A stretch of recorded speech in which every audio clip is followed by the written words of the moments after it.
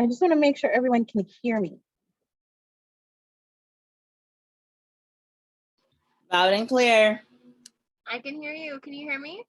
Okay, awesome. I can hear you.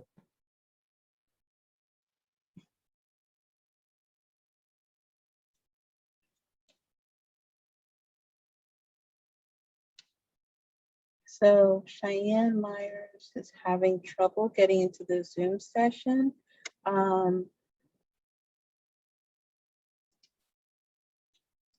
Okay. All right. Just want to make sure.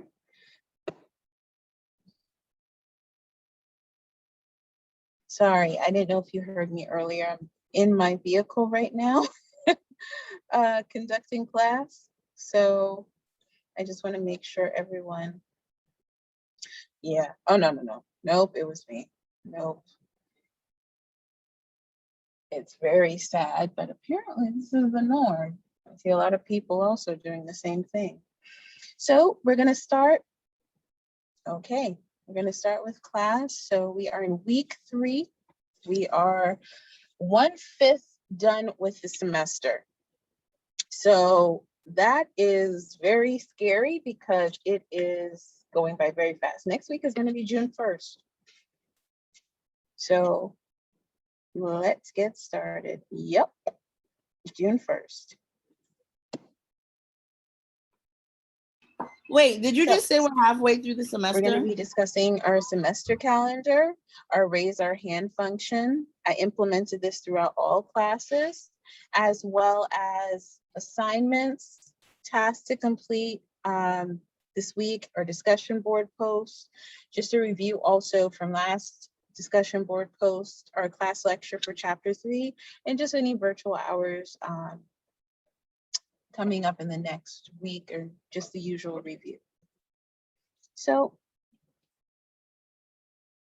I'll be moving around the chat frequently, but this is our schedule. And every week I X out the weeks that we've already completed, just so you can see how fast the semester goes, especially during the summer. It never ceases to amaze me how fast everything moves. So May is over pretty much. We have 5 weeks in June, 4 weeks in July, and 3 weeks in August. So of course, Zoom.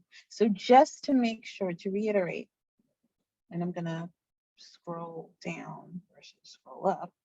To reiterate, our Zoom function, we can utilize the raise your hand function. And I think that'll be more helpful so we can get to topics, but also just in reviewing the discussion board as well as quizzes, there were a lot of things people missed because we were jumping all over the place in terms of conversation. We want to make sure that we are staying on task and also allowing everyone to hear what the other person is saying. So I figure this is just going to be the easiest function. So of course, moving forward, all classes will institute the review function. No student will have access to a microphone. I'm not doing this specifically because I want to make sure that we have all access and we have enough information. Welcome to a Foxy Tech Tips tutorial on raising your hand in a Zoom meeting. If you find this tutorial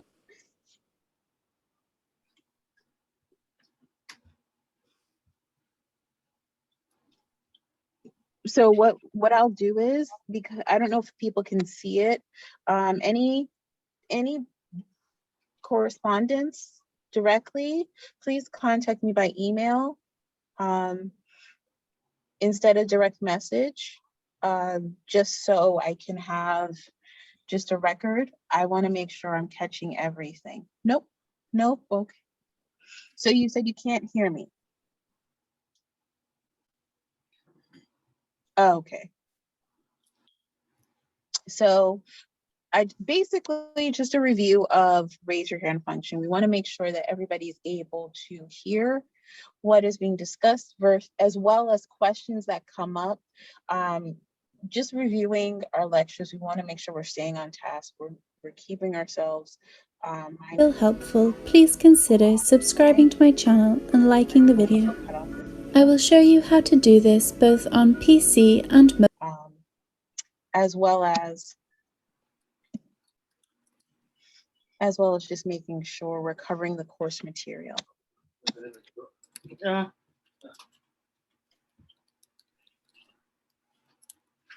So I'm going to be moving our lovely little chat box here. Yeah, so every time I press play, it takes over. So what I'm doing is muting all of the videos. I do apologize for the issues. I'm kind of waiting to see if I can switch to my home, as there was a tree that fell on a power line. Actually, several. So all assignments, I just want to make sure you guys can hear me. Let me make sure you guys can hear. If you guys can let me know through the chat if you can hear me. Okay. So all assignments will be graded and posted in Blackboard a week after their due date. Your discussion board post will actually be up tonight. I was working on it while the blackout wave hit, and I wanted to have it prior to class, but it didn't work out that way. If you do not complete the assignment by the deadline, it turns into a 0 automatically. Every assignment in Blackboard Cengage is timestamped, so we can see how many times you go in, how many times you review the text material, everything. If you're still having problems accessing the textbook, please contact your academic advisor.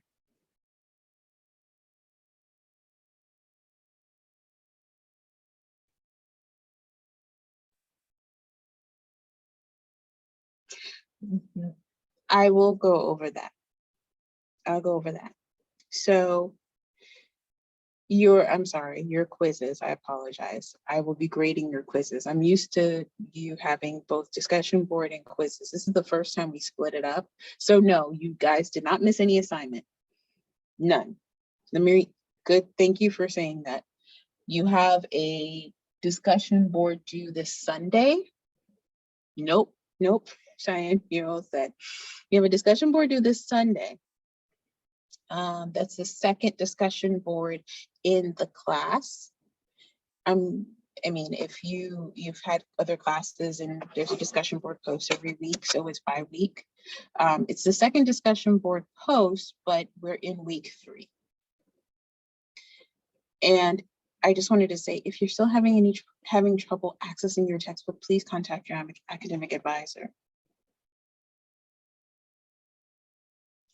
Yes, you need to access. You still have to access the information through Cengage, because Cengage, if you have the textbook, you should have access to Cengage. It provides you with an access code.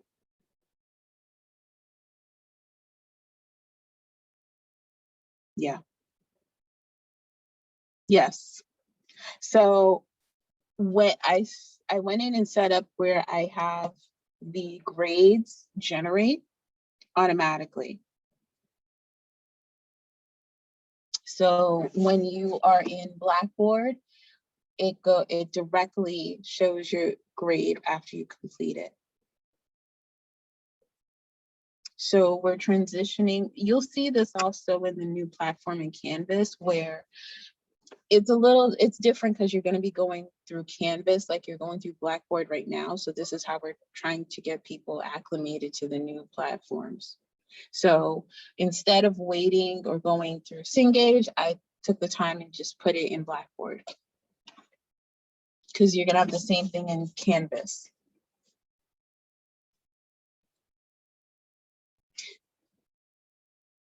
So any questions so far?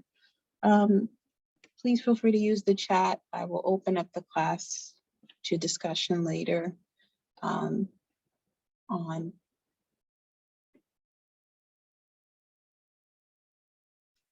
All right.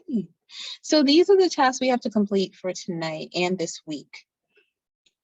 So let me see if I can scroll down a little bit here. Okay.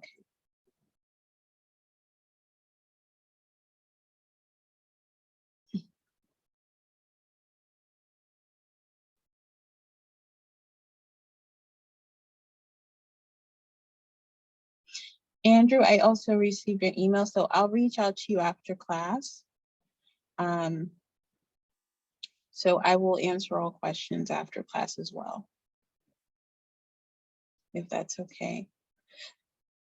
So the tasks to complete this evening, okay. We're going to be reviewing chapter 3, which is babies. That's the best way to say it. We're going to be reviewing the videos, the key terms, some handouts and videos. We're also going to just be, I want to get you guys used to to start thinking about your other assignments coming up, because I'm taking everything from the textbook that is relevant to the quiz. So I want to make sure that we're covering as much information so there's no issue.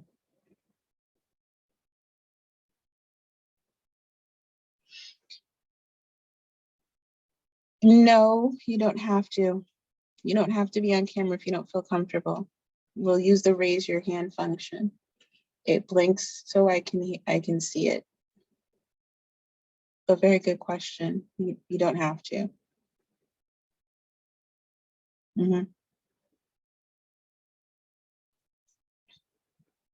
So week 3 discussion board post. This is your second discussion. I posted an updated format. I added some more information just to help out with the tutorial after the last discussion board. So make sure you're reviewing the syllabus, but also any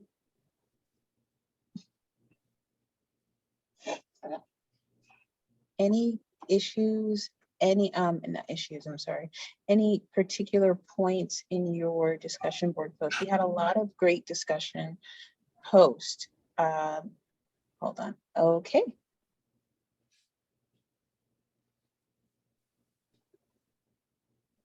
All right. Unmute yourself. Blake? Yes, I'm not muted. Hello? You can't hear me? For some reason, I can't hear you. So let I me. can hear you, Blake. Oh, okay. I'm having difficulty hearing you, Blake. I apologize. Okay. I can ask the question. Can someone else ask the question for me? What's the question? I wanted to know, this has happened. Actually, what I'm going to do, just I'll because ask for you. What do you in want a to ask? matter of time, could you type your question? Yo, it's gonna be hard for me to type it. Hey, put it in, Blake, I'll ask it for you. Just message me. Yeah. Okay. Message me, Blake. Okay, Crystal. Crystal. Okay. Yeah, that's the chat board. Whenever I have we're no trying filter, don't you to worry. move it around, it kind of gets fuzzy. That thing fell off years You ago can when hear I was me, but driving unfortunately, somewhere. I can't hear you.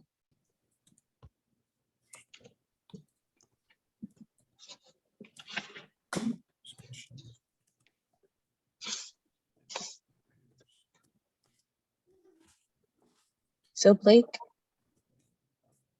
I cannot hear anyone. Blake be is behaving going to ourselves. ask Crystal. I'm just glad to that ask the you were question. able to see the screen. It's clear. You can see the board post questions. So The big I'm screen going to have is you guys chat your questions. So Blake, you raised your hand. What is your question? different. Yeah, that is the chat screen. So the black screen is the chat screen so that I can see the conversations. Mhm.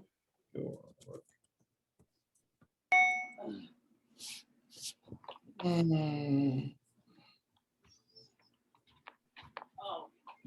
So Blake, are you still there?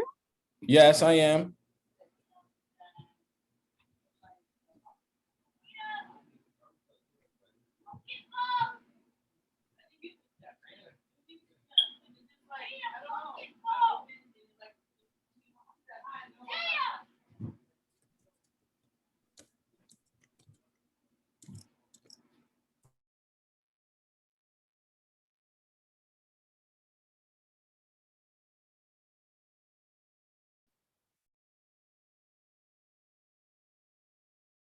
Mhm.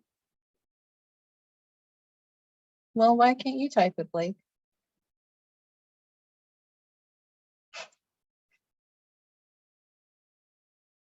So Blake, you have a question? I'm gonna challenge you to speak out. I won't accept Crystal posing your question.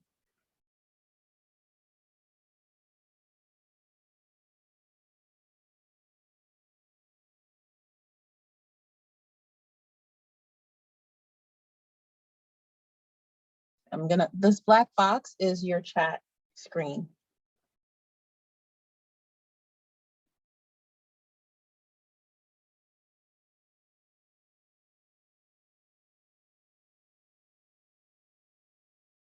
Okay, so use the chat. I saw that you guys are having difficulty hearing one another, so use the chat to ask your question.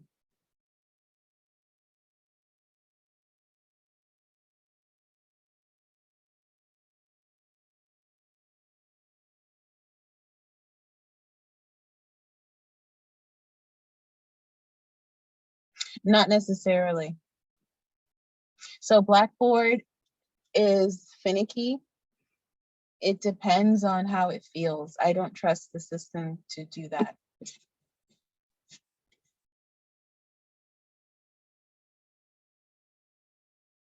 It does not automatically save. I would err on the side of no. That's why other students, I don't know if you heard them last week, they were stating that with Word, they will cut and paste.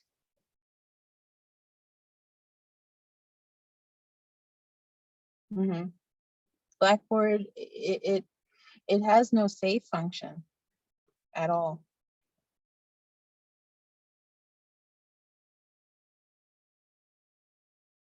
So your chat box is in the lower left-hand corner.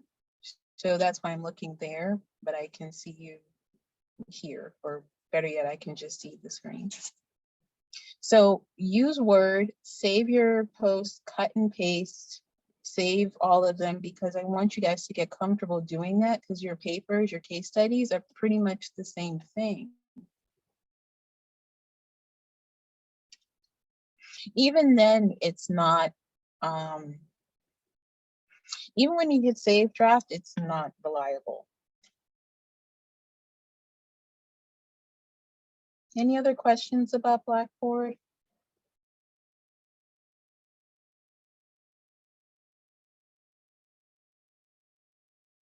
Okay, how can we find, there was another question here. If you see a black screen, I'm trying to fix the audio. How can we find out who was responding to us on discussion board? It's so hard to know with what messages to who unless they write your name. You just have to write their name. There is no other way. You have to be very specific.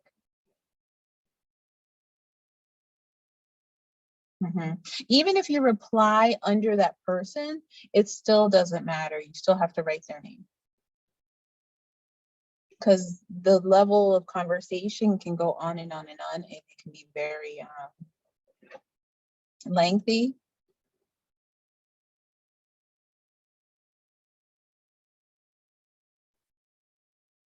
The raise your hand function,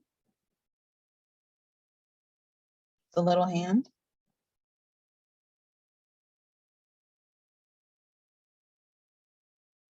So it usually appears here. So if you want to raise your hand, you go to more, and then you go to reactions.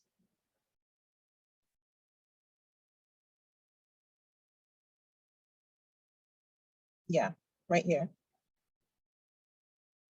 So go to more and reactions.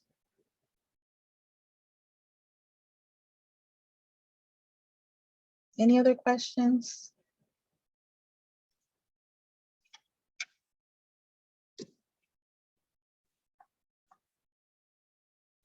Yeah, it's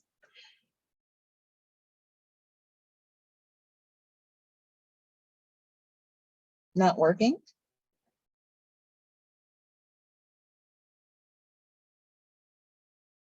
Okay.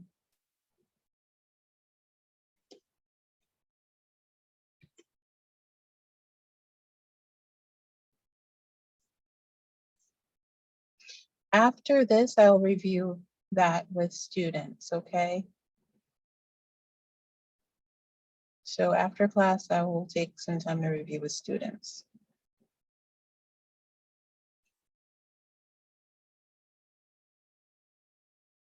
Any other questions? Two participants raise their hand, okay? So I have Blake and I have Crystal.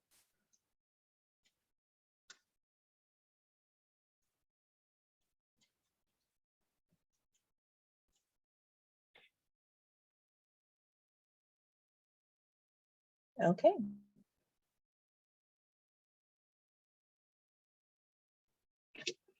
All right.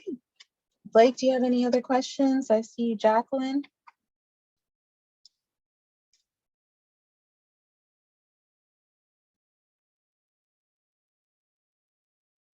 Jacqueline, a question? Any two raised hands?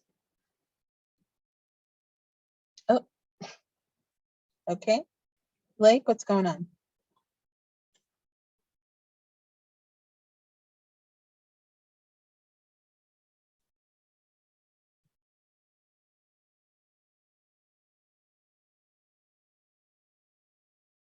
So if no one else has any other questions right now, I'm going to move forward.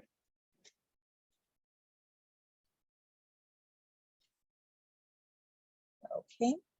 So we're starting on chapter 3, which deals with newborns and their development.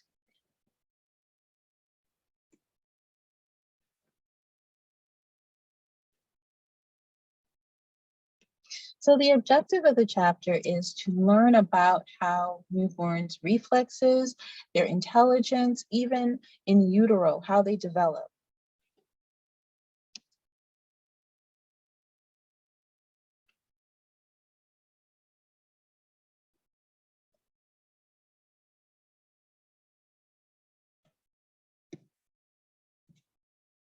So the reflexes for newborns, if you notice, they do a lot of yawning and stretching and kind of moving over, but it's very, very fragile. You have rooting, you have sucking, you have blinking of eyes. They're trying to figure out, I just got into this world. What in the world did I get into? You know, stepping is a precursor to walking. Kids always look like they just discovered that the ground is not going to be hot. It's a hot step. I love watching kids walk. It's very interesting, but they're also trying to connect their body to their brain. If I think this, then I can do this. It's the best time to teach a person any type of behavior. So there's an APGAR score. When you breathe, your heartbeat, muscle tone, reflexes, skin tone. When you are pulled out of your mom, they automatically take you, they either put you on the mother's chest or they take you over to a table to test your reflexes, to test certain capabilities and make sure that you're hearing, eyesight, that you're okay. So each scored from 0 to 2. Total 7 is good physical condition, 4 to 6 needs special attention, 3 or less life-threatening. This is where you start to see certain illnesses. This is where you start to see certain genetic abnormalities that are very prevalent in certain communities. I bring up Tay-Sachs disease. Yes, it does. It does. Deafness, eyesight, all of these are assessed here. A 5-minute assessment can make a world of difference, can change your life.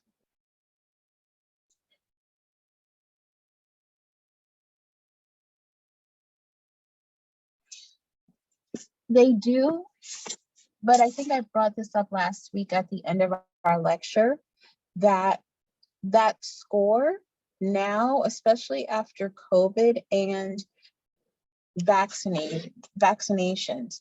So there's a change to that, as well as the medications that are delivered during utero. And I'm sorry, also during delivery. Yeah, I know it's been critical, but have you, you're going to continue to do it, but there's a change. Not saying they're not going to do it, they're actually adding more information to that.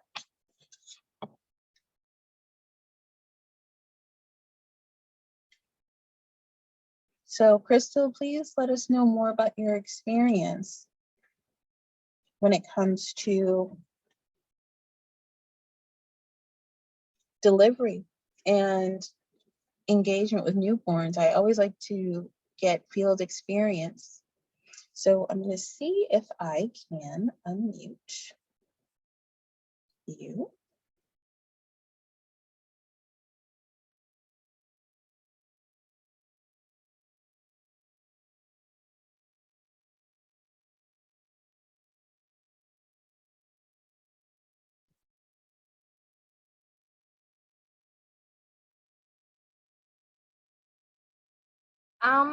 Well, my family was military, moved around quite a bit. I originally was going to be a French and Russian professor. Or you can discuss via chat.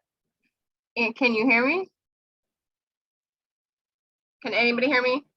I think I'm unmuted.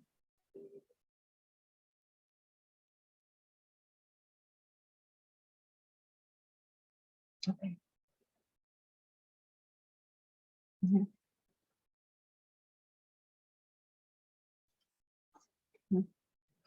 So I'm also getting transcripts of what you're saying. So yeah, it's very interesting.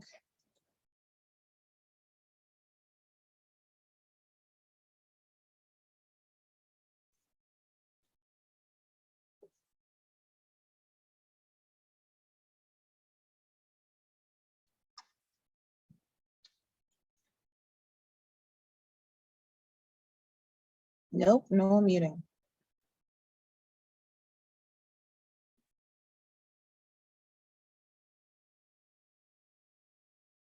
Okay, can you hear me? So I started out a normal person. I was at Mount Holyoke. I was going to be a double major French and Russian, So you and I was should going be to go able be to a unmute. professor. Okay. And at the last minute, I took an EMT course with my friend for fun. We were in language courses together where we'd already spent several years in France and had come back and decided we were going to move over there. Said, what the heck, we'll take a January term EMT course and see what happens. Best thing I ever did, changed my life completely. After that, I just, being in the back of the ambulance is the first time in my life that everything fell into place, felt right. The first time I transported a heart attack to a helipad on top of one of the critical hospitals in our area here, it was exhilarating. I'm an adrenaline junkie, I'll admit that freely, but it was incredible. I mean, it's scary. You want to poop yourself because because of what's happening in front of you, and you know that if you don't do the right thing, that person could die. But it's definitely the feeling of responsibility, and that was the first time I could say I was truly really like proud of myself, and that I felt like I was alive and I was in the moment.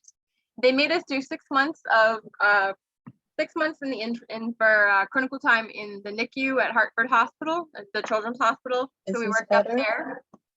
They had us over at different hospitals in the area. Is my ability to see you speak.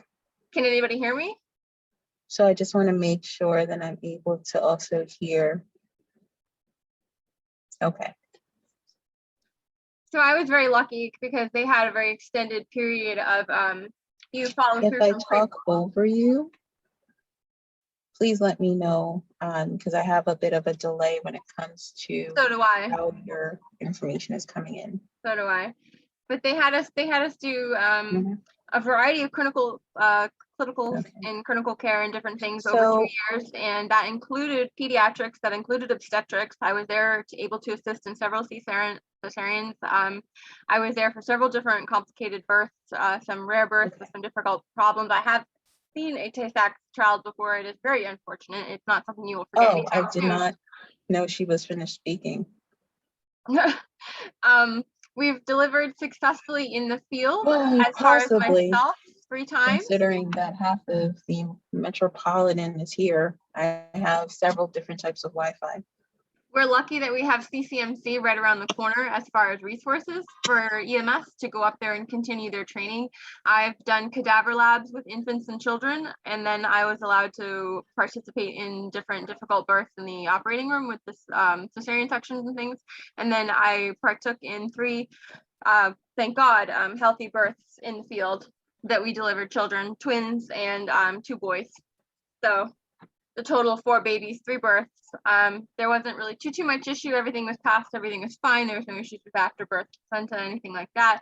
The twins were both born early and underweight. That's normal, but they went to NICU for a few days and then they were fine. That's about it. I mean, they can definitely do a lot more than they could in the past as far as underdeveloped lungs and things with surfactant, and it's phenomenal to, that I had the opportunity to learn and to work side by side with some of the doctors and the professionals and NPs and PAs that are out there, New Haven, Hartford. I've been blessed. I've been very blessed, and now is my chance to move forward, and I'd like to expand upon that and eventually work in as a nurse anesthetist. But right now, critical care paramedicine, you see such a wide, incredible variety of things. So if I chime in too much, just tell me to shut up because I'm a geek. It's just when you're in EMS, it's one of those things that you're either in it or you're out of it. And if you've ever been in it, you know that it is you are it. It is your life. You eat, sleep, and breathe it. There's no in between.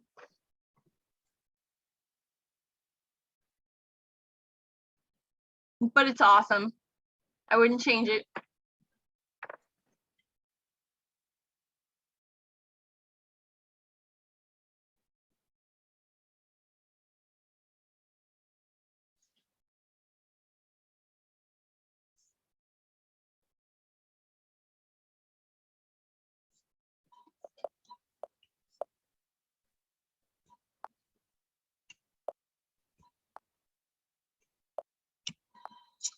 I apologize, Crystal. I wanted to make sure that you didn't miss a week, even with all of this lovely inconvenience. But unfortunately, I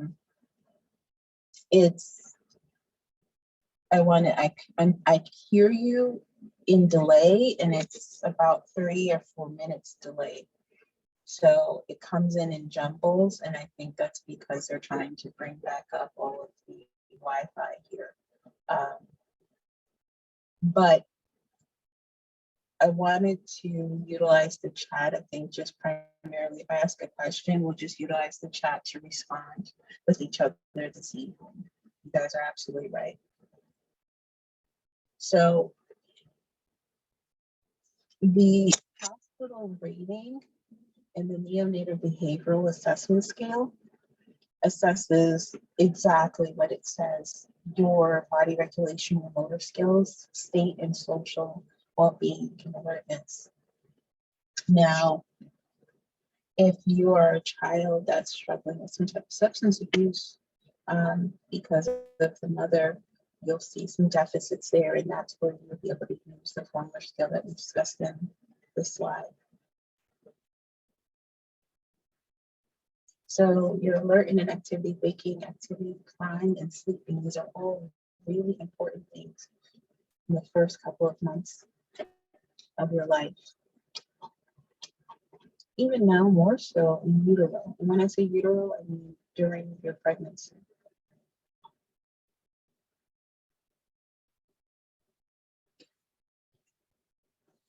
So we're going to review this video because it shows the milestones. This is also on your Blackboard PowerPoint, as well as media. It's underneath multimedia videos.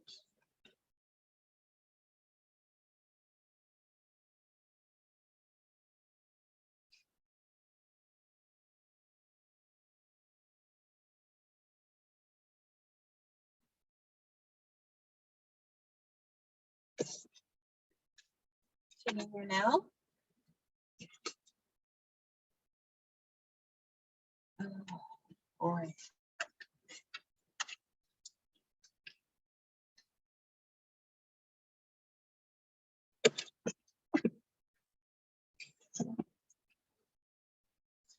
Ah.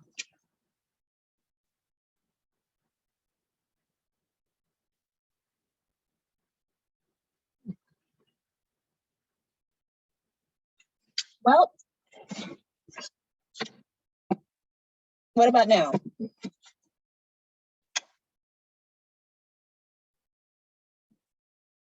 Okay.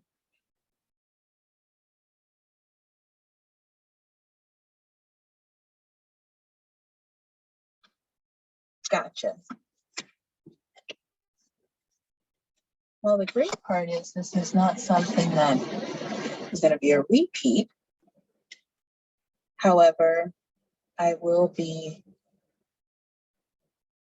moving this chat box little, so I just got a power surge.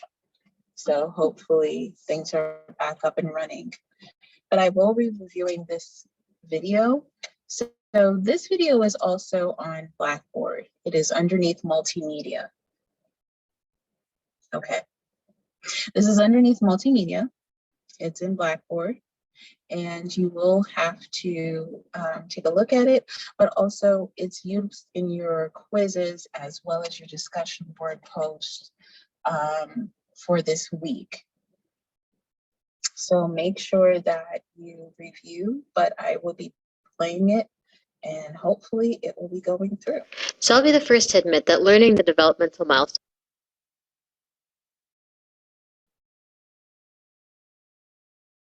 is one of the most challenging, and by challenging,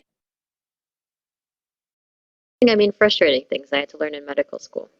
This video is for those of you who are like me. No children of my own, didn't grow up with younger cousins, and was too young to really remember when my little sister passed these milestones, if she ever did.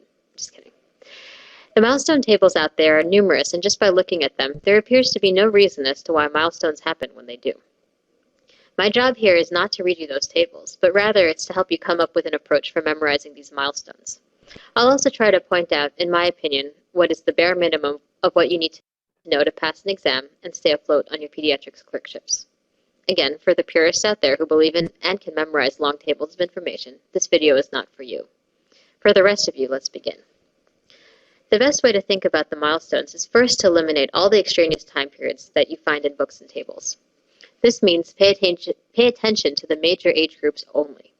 1 month, 6 months, 9 months, 12 months, and 24 months or 2 years. We can also throw in 3 and 4 years to be fancy. Now let's start from the 1 month to the 1 year time span.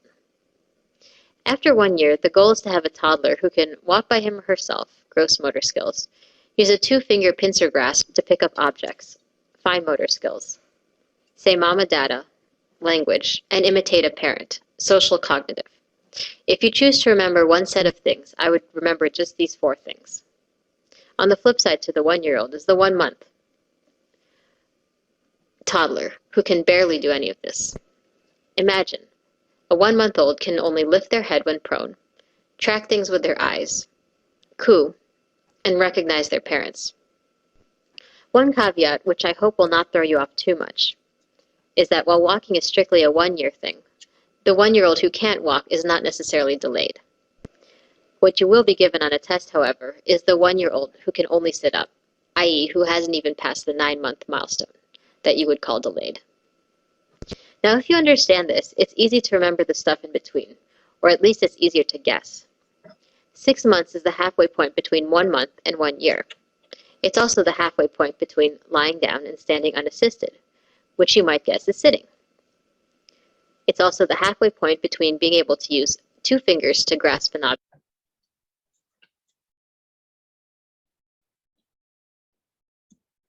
and not any fingers at all, which we will inventively call the raking grasp, or using one's hand to move an object. The 6-month-olds are 1 step up from cooing, but can't say mama, which means that they can just babble. And finally, not only do they recognize parents, they've also learned to recognize strangers. i.e. have stranger anxiety, which is one of the big cognitive time points at this level. Now for the 9-month-olds. Going with our approach, 9 months is halfway between 6 months and 1 year. The midway point between sitting and standing is being able to stand with assistance. For fine motor, 9-month-olds can use 3 fingers. Again, not raking with 4 fingers, but not the fancy 2-finger grasp. Language doesn't follow exactly the rule per se, as the early birds can say mama, dada, but being able to say this or not say this doesn't mean anything at 9 months. This also means that language at this age is usually not tested on exams. And finally, the 9-month-old can not only recognize, but they can interact. They can wave bye-bye and play pat a cake, which you could perhaps think of as less complex than imitating a parent. Again, this is not a ton to memorize, but knowing just this will get you really far.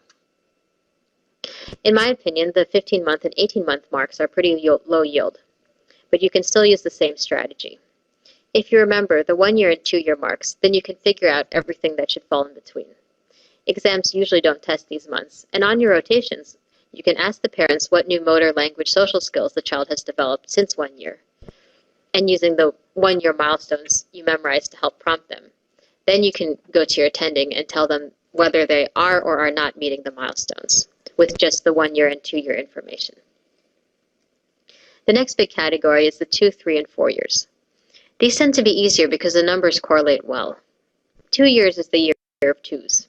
2-year-olds can walk between 2 steps, i.e. climb steps, say 2-word phrases, and follow 2-step commands. Motor does fall out of favor with these 2-year-olds because they can stack 6 cubes instead of just 2. But basically think of them as just being able to stack a bunch of cubes. 3 years is the year of 3s. Tricycle, 3-word sentences. And they can also brush teeth. 3-year-olds can copy a circle, which kind of throws everyone off, and I'm afraid this might need to be memorized. However, in reality, i.e. in the clinic, many of the 3-year-olds were drawing much more complex things than just circles. One nice pearl which I did learn from my preceptor is that for fine motor skills, kids should be able to roughly draw a person with at least as many parts as their age. So a 3-year-old can draw an outline of a face with eyes and a mouth. 4-year-olds will be able to add a nose to this mix. And finally, the 4-year-old can hop, copy across, and play with other kids. So this is my attempt at a picture mnemonic. You can picture the 4-year-old whose legs look like a 4, hopping along boxes with crosses next to other kids. Again, this is a very bare-bones approach to learning these milestones, but hopefully this made a bear of a table into something slightly more digestible. For those who like to memorize or are interested in PEDS, at least now you have a good framework for memorizing the rest. Now for the take-home points. These are the bare minimums to know. 6 months, sit up, raking grasp, stranger anxiety, babbling. 9 months, between the 6-month and 1-year mark. They can walk with assistance, 3-finger grasp, way bye-bye, pat a cake, and possibly say mama dada. At 1 year, now they can walk, use a 2-finger grasp, say mama dada, and imitate a parent. 2 years, 2-word phrases, 2 steps, 2-step commands, and stacking cubes. 3 years, 3-word sentences, rides a tricycle, brushes teeth, and circle drawing. Sorry, you have to memorize that. And finally, 4 years, they can hop, copy across, and play with others. Just try to remember the silly picture mnemonic I drew. Thank you.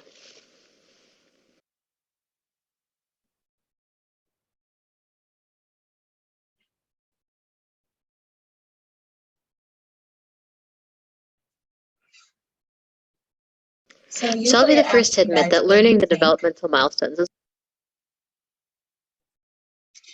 Well, part of it is not so much memorization, Cheyenne, it's about accessing it during your open book tests. So you have this video as well as the presentation, as well as a PDF, as well as a PowerPoint. So you're going to be able to use that when you are completing your quizzes, your discussion board posts, and even your case study assignments. Mhm. So I understand about the storms because that is what knocked out all of our Wi-Fi here.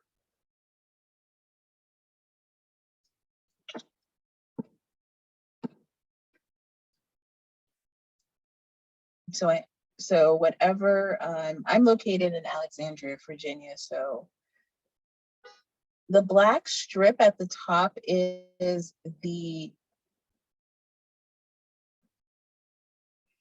black strip at the top is the Zoom controls. Go ahead, share something, please.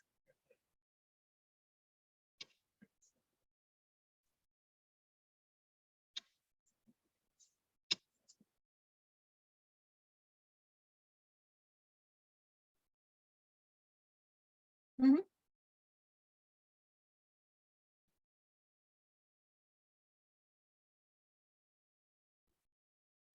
The recording will be accessed generally as if we continue to, if people lose power, I mean, I can see, but if folks lose power, if they are having problems, I can see the level of connection, whether your Wi-Fi is not able to come in. So I'll know it's, you know, a storm. So I will be able to review just like normal.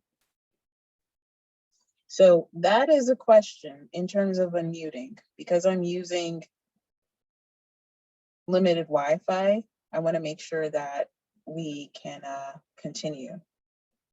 Is it possible you can send it through chat?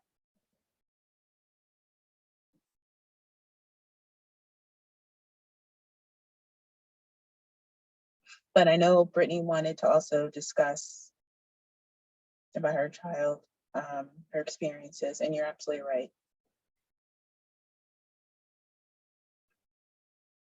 So I just want to refer to what Brittany said. I'm answering in order because even though we are, when I return, and hopefully we won't have this issue next week, well, I know we won't have this issue. I'll have my office space. That's fine. That's fine. That's fine, Crystal, but we're still going to be unmuted because we need to make sure that people are able to hear the discussion versus the actual lecture versus the background discussions.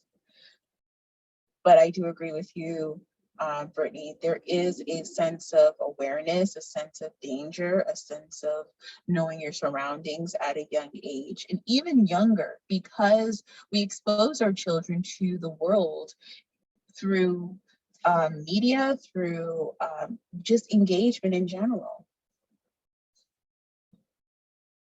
So even crying, kids see crying from other kids and other resources at a much earlier age than they used to. They would generally know how other kids cry based on who your parents or guardians, you know, placed you with.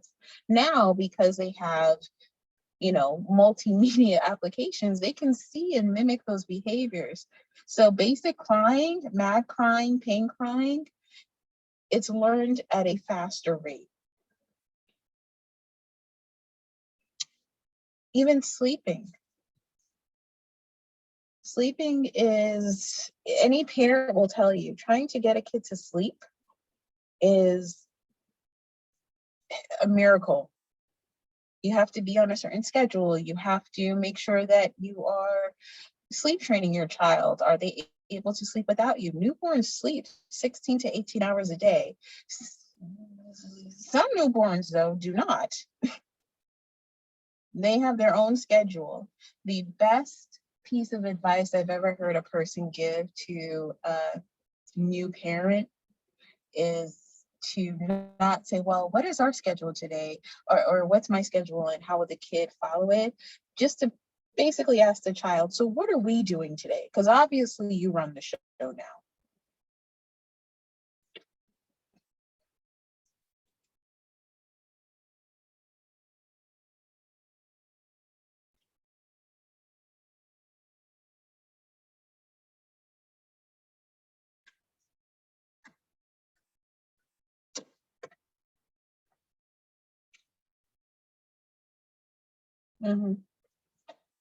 Mm. Wow. Wow. Yeah. Kids recognize faces. Kids look for that. They look for facial gestures. They're very perceptive.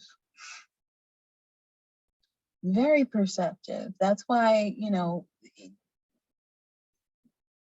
behavioral analysts will look at children and animals because it's a very pure way of engaging. They don't have an ulterior motive.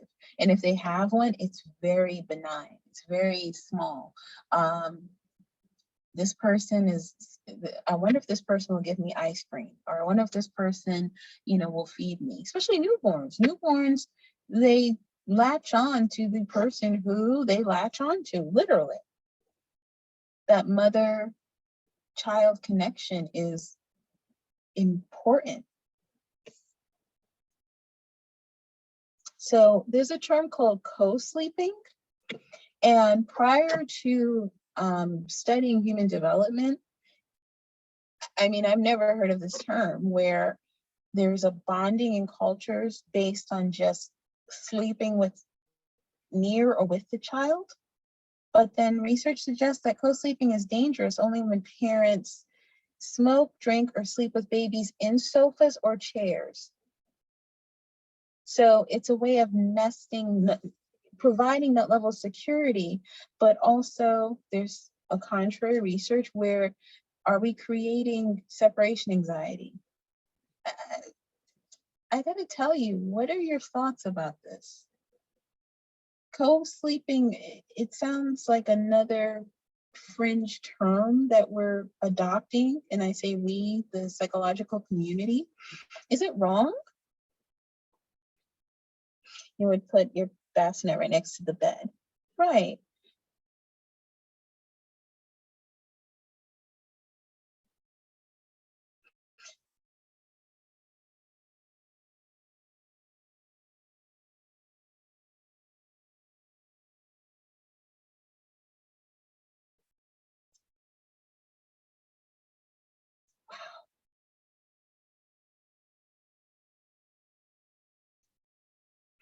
Yeah. Okay. 10? Wow. Whoa. So I'm catching up on the oh man. Oh my goodness.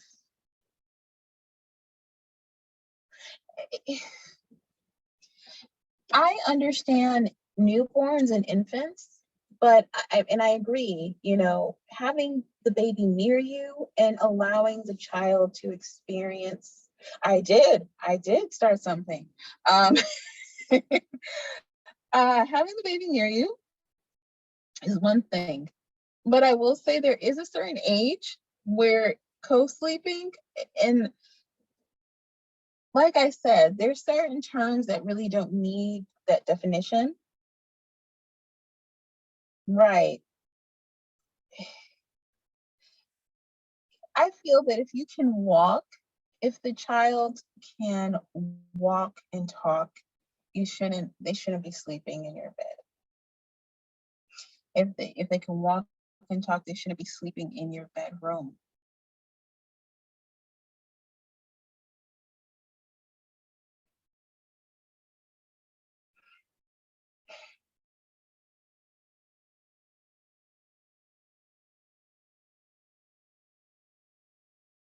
Breastfeeding is hard. Infants and newborns are different. We're not talking about, the babies. I'm really looking at, toddler and beyond.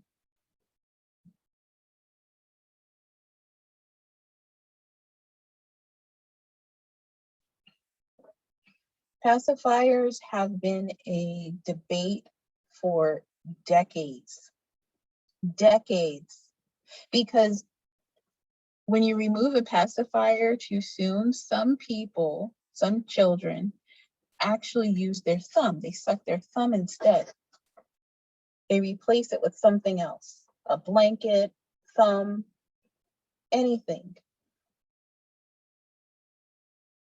toddlers need to be in their own bed, and here is why. But 10 years old, that's the Department of Children and Family Services case. Unfortunately, if they're in the same bed, you can't be in the same bed.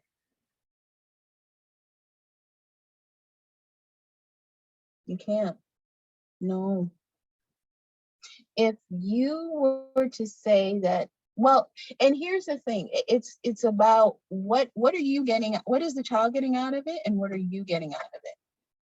If it's security, what happens when that child goes to maybe a sleepover, they go to friends' houses, or what happens if there's a night where you're away? My mother would put pepper on my thumb. I sucked my thumb. I mean, to the, when I was a kid, she'd put pepper on my thumb, and that's how I stopped.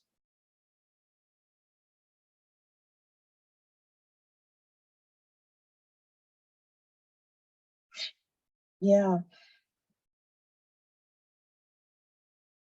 There's a certain age where you reach, it's a coping mechanism, but at what cost? So I'm going to address just the,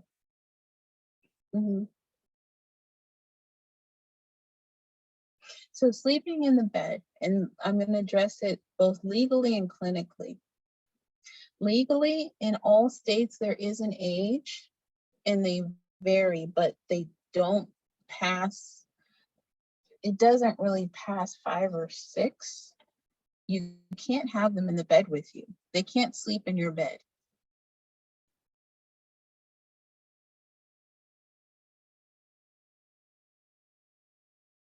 Yeah. But, and the problem is with that, Cheyenne, like you said, it took time. It was a fear of being alone. Yeah, they can fall asleep and be moved. And it'll be telling if they wake up and stay in the bed versus wake up and then return to the bed. And there it is. So Cheyenne, you're absolutely right. And it's not so much as neither in bed. A lot of kids, like you said, you have your own bed, but it's safety. And the other question is it a safety issue? Is it an environment issue? And that's, once again, it becomes legal. Is it safe for the child to be in this environment? If they need to literally sleep with their parent. Because what would happen if mom was dad? Or mom and son?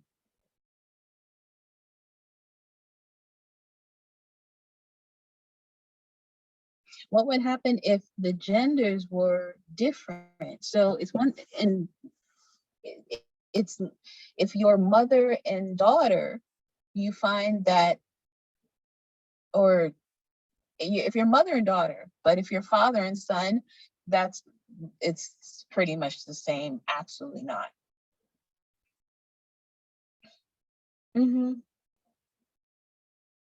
Yeah. If it was an aunt and you felt comfortable with them, I'm glad you feel comfortable, but what happens when that person isn't there? But also, that's a way of setting up that child for life to need to be with somebody instead of facing the fear. That's the fear.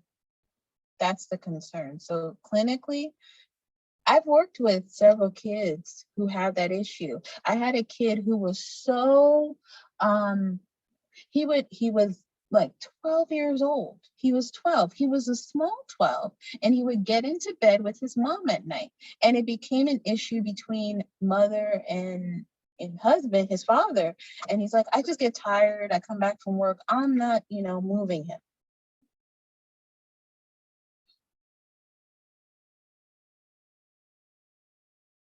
Right. Right. But in this instance, the person that I'm referencing, this case it showed that the dad and mom had marital issues and they used the child as a reason to not resolve their issues.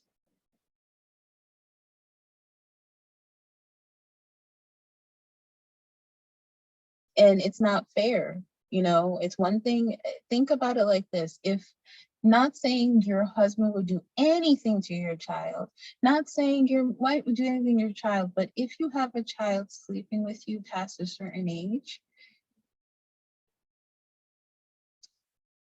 it sets the tone, even if the environment's dangerous. I understand that, but then that brings on another issue. If you feel in danger, do you get yourself, and at that age you can't get yourself out of it, but later in life, do you remove yourself or do you find someone who will stay in there with you?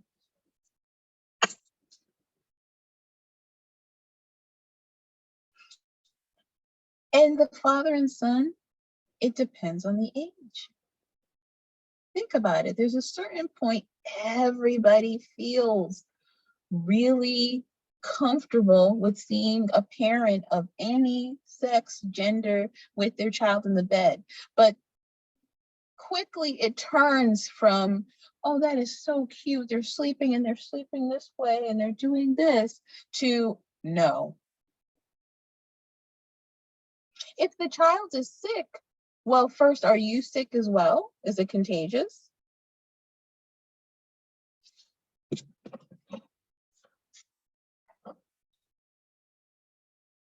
Okay, so if the child is not contagious, then the question is, what is the child getting out of sleeping in the same bed if they are not feeling well with the parent? Is the child getting anything out of it? What is the parent in terms of security, like cancer? Well, I'll tell you, if the child has cancer and the parents want to, that's a new ballgame.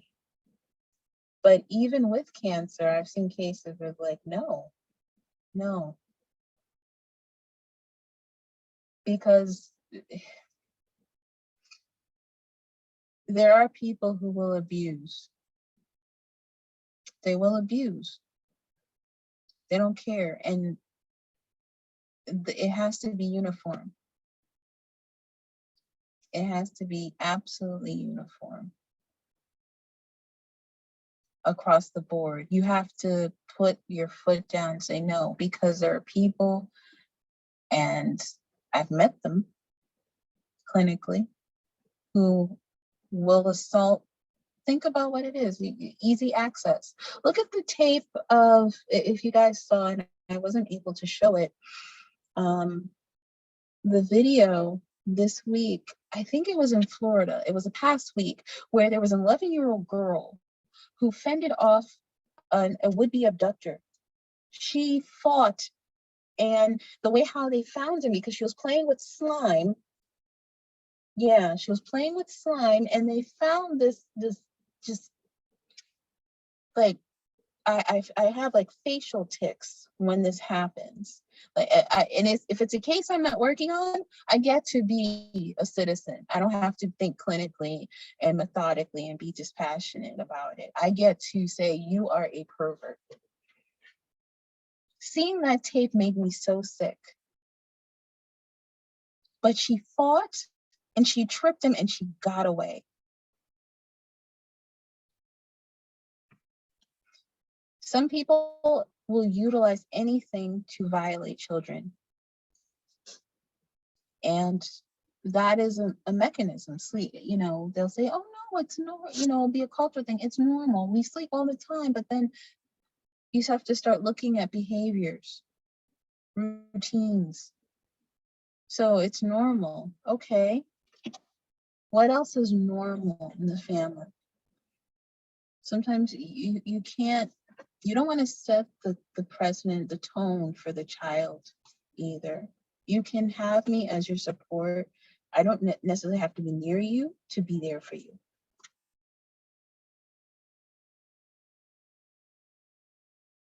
The video is actually, it makes you feel good at the end, but man, oh man, if I could ever jump into a screen and beat somebody up, it would be that person. I will be very honest. We have our moments. Psychologists, you have your moments. That's why it's important to decompress and acknowledge being human. But even sudden infant death syndrome. So I want to make sure that the black box, because this is where I see your comments. Sudden infant death syndrome.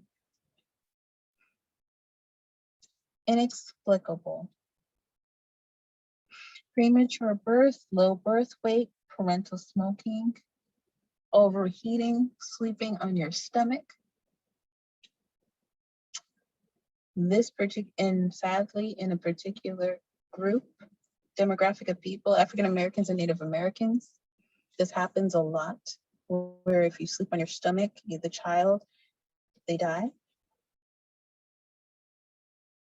So isn't it something to reduce your risk? Just the child sleeps on their back. Yeah. And of course, temperament, how you raise your child. We already discussed how you raise your child, how you teach your child to engage with others. Yes. Overheating. So SIDS, people think SIDS automatically happens in a crib. That's not true. So I'm going to go back to some of the comments so that we can discuss. SIDS does not automatically happen in your crib. SIDS, actually, the rise in sudden infant death syndrome, you know where it happens? It happens with people keeping children in their cars, their car seats. I'm just going to run in, or I'm going into the store. Mm-hmm.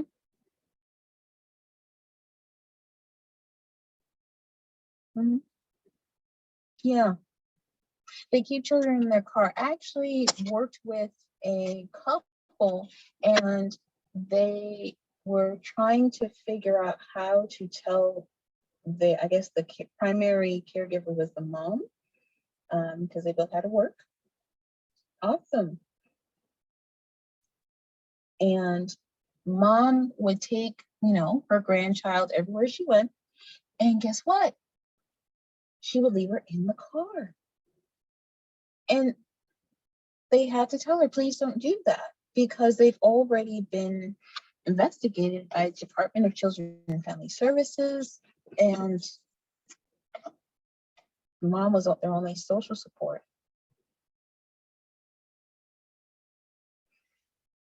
Children their internal temperature can be taken at the time of death. The highest per record that I've seen is 112. 112 degrees internally.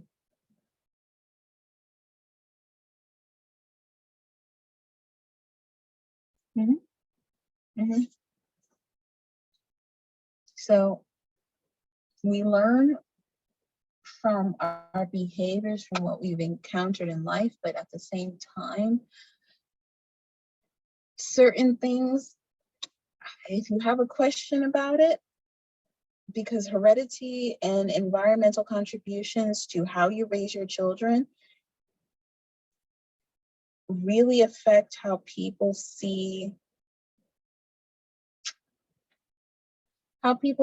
you as a good parent.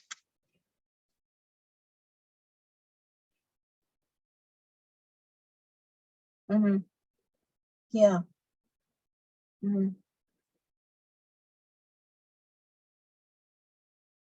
Mm-hmm. Certain cultures are more emotive. They show more emotions. There's more stereotypes with, let's say, a person who's of Italian descent. I grew I grew up in Rhode Island, so if you know anything about Rhode Island, there is a very high population of Italians and Sicilians, and I laugh because I went. So I knew, and this should tell you how much of a celebrity I think he is, but there was this person, his name is Paulie D, I guess he was on the show. Mhm. Okay. So Paulie D, he was on the show Jersey Shore. We're the same age. He was friends with my older brother, and he would always say, "I can't help it, I'm Italian." And I said, well, okay, but you know that certain things happen and you kind of have to modify your reaction.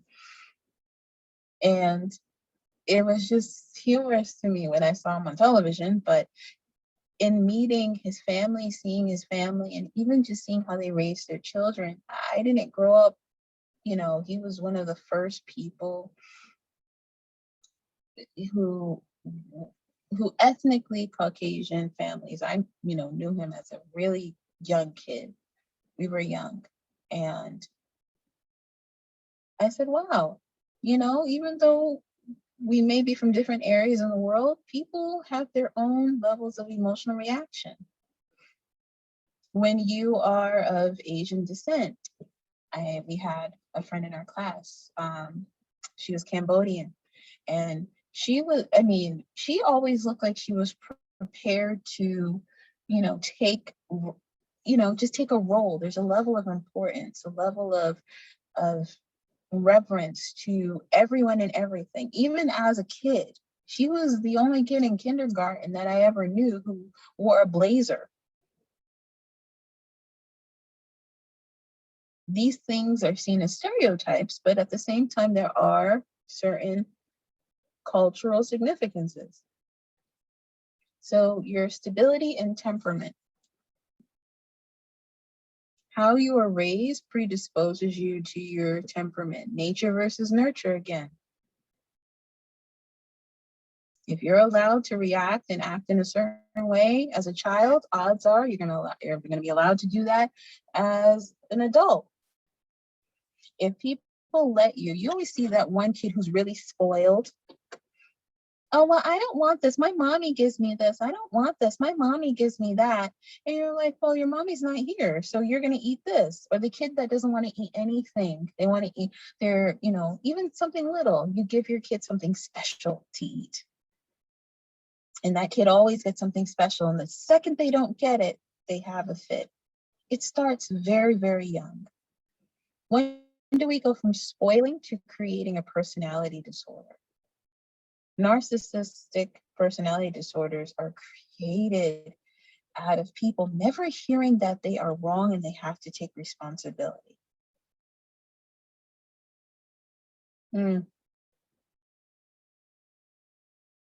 Yeah. No, you're right. You're right.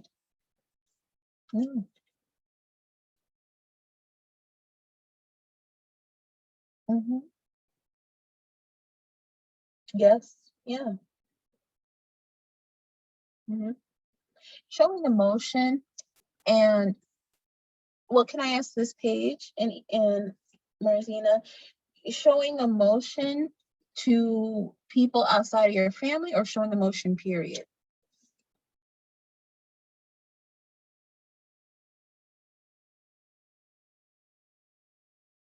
Well, you're a child. You're supposed to be seen and not heard, Julie. Okay, at home. Mm-hmm.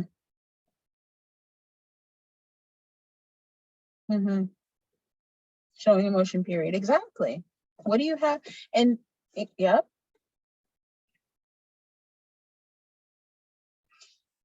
Mm-hmm. The discussion of feelings is actually a new advent. It's probably in the last few generations among children. Mm-hmm. You're not allowed, children weren't asked how they feel. If you think about it, what do you want to watch on television? We ask kids that. I mean, I'm not that old that I can remember. It wasn't what you want to watch. It's you're going to watch what's on TV.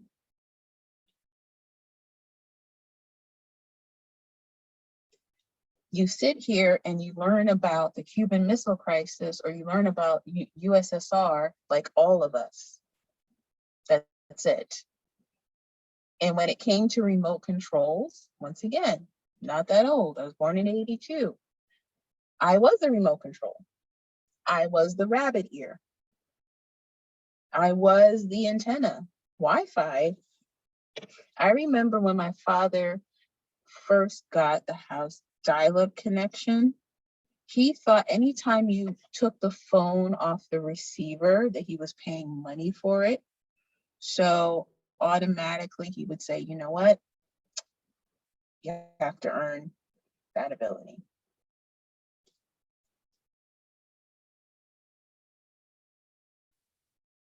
And that's the problem. Yeah. It damages the relationship. You're absolutely right, Julie.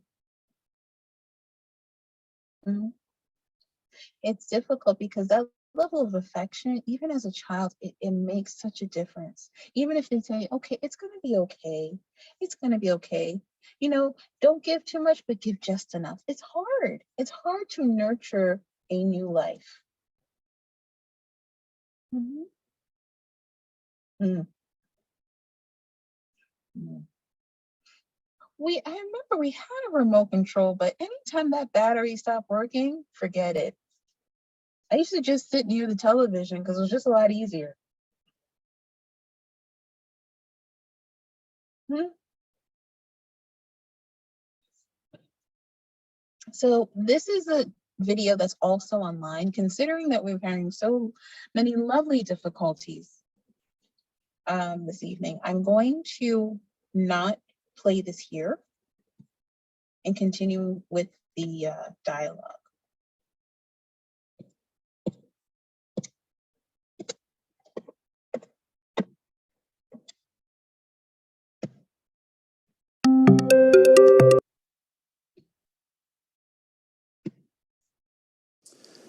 Hi. Hmm.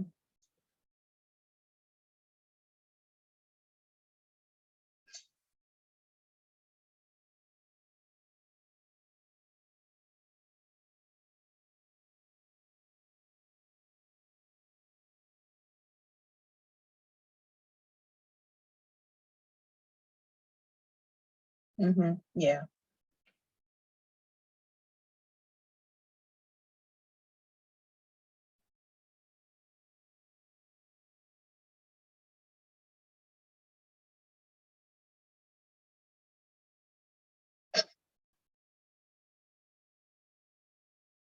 They don't know. They don't know, guys.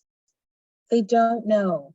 So this goes right into this is about development. This is why we are having, not just weight and height issues. We are all naturally bigger. The average human, the human development, we've become bigger, we've become wider to the point where our casket size has expanded in the last 30 to 40 years. Well, I don't know about you in terms of bugs. Have you ever taken salt and poured it on a slug?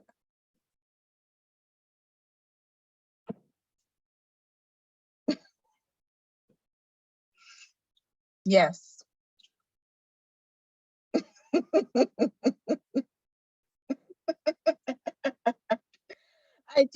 I did pour it on a slug, and my mother was trying to get rid of them in her garden, and I did it, and guess what? It worked. I killed the slugs because she needed it out of her garden. Yeah, pouring salt on a slug. I said, what's going to happen? Go ahead, please do. And while you're doing that, tell them that I have future things in my head to do about the snake population.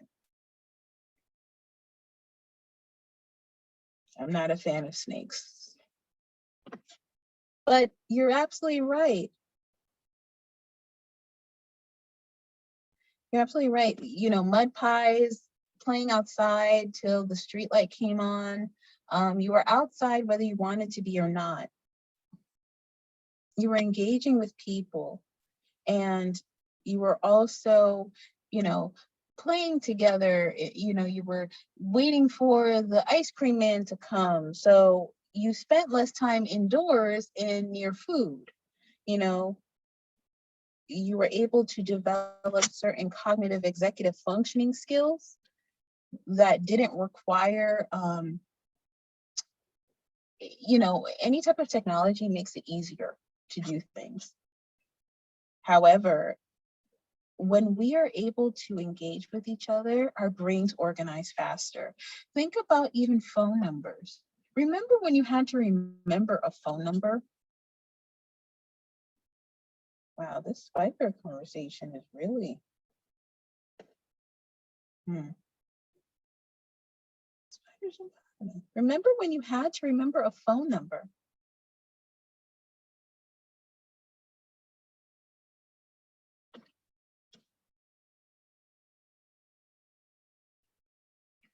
I mean, don't get me wrong.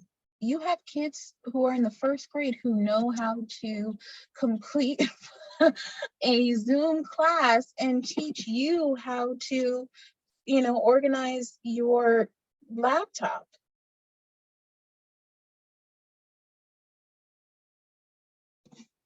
Oh no. Well, we'll get to that. We'll get to phobias later. Not this not this lecture, same session lecture. But that's part of development. You know, you find friends who also don't like what you like. You learn to engage with people. You learn to hear things that you don't want to hear, but you're able to take that information. Yes. You learn how to speak to people face to face. You learn how to give people eye contact. You're absolutely right. That's how your brain develops, out of routine. So infants double their weight by 3 months. You ever see a baby and you're like, my goodness, that baby's 3 months? My brother was that baby. He was wearing an 18-month-old Santa suit at 3 months. He wasn't obese, he was just big. For no, he's just big. There you go. You called your doctor's appointment. Call your doctor's office. Yes. How can I help you? That shows a level of reference.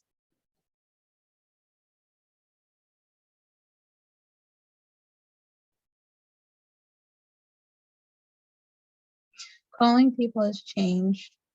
The way how we engage has changed. Think about how people tell you about their child, their new child. You see it online and you see usually a picture of somebody kissing a belly, or there's a fashion show or a gender reveal. You don't get calls or letters, but those hand-eye coordination, that contact, that actually helps humanity. Mm-hmm.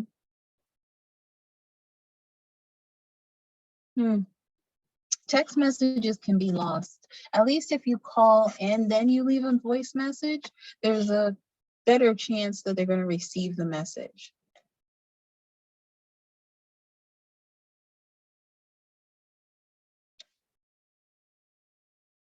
So you guys are talking about how you are having moments when it comes to even talking, you're having flashbacks.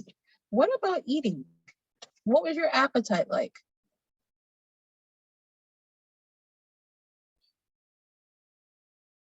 Of the latchkey generation? Well, I probably could be considered one of them. And for people who want a definition of latchkey, folks who were, going home from school, pretty much self-sufficient, television, you took care of yourself, you'd watch TV.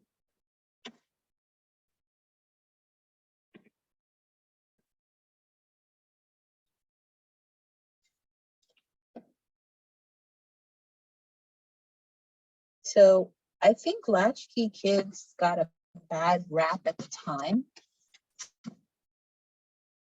They were seen as being a little distant.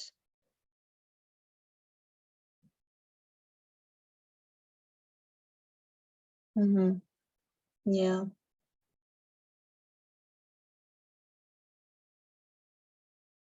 You're right, Brittany.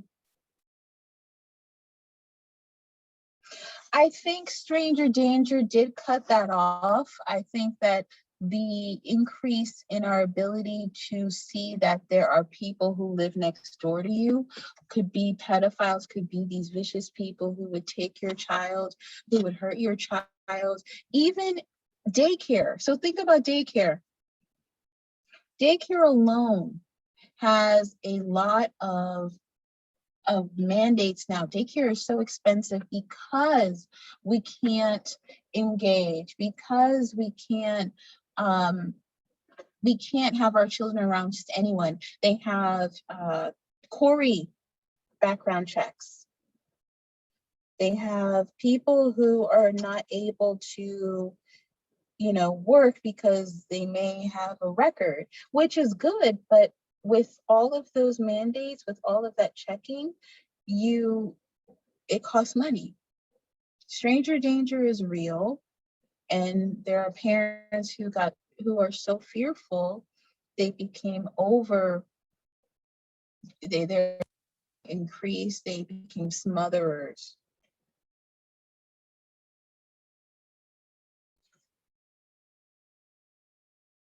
Mm-hmm. Yeah, you're right. The lack of physical engagement with others, even other babies, even hearing other sounds, they're not able to recognize the faces. So these children are having difficulty recognizing behaviors.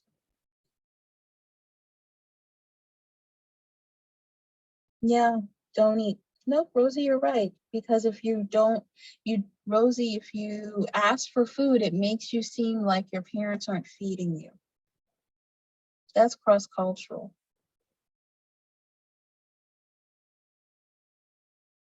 Mm-hmm.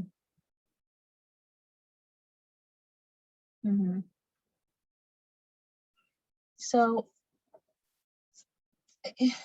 I mean, there's so many things that we see on television. There's so many things that we know. You can look up your local, your own neighborhood and see if you have any pedophiles or level 1, 2, 3 sex offenders, depending on your state. That's just sex offenders. We're not even talking about the, people who haven't been found. So of course you're going to feel nervous. The malnutrition. There are plenty of children who are underfed, not on purpose, but because they do not have the nutrients. The parents don't have the ability to access the nutrients during gestation, during the pregnancy, or after. That's why there was an increase in Head Start, First Start, early intervention programs, helping people function.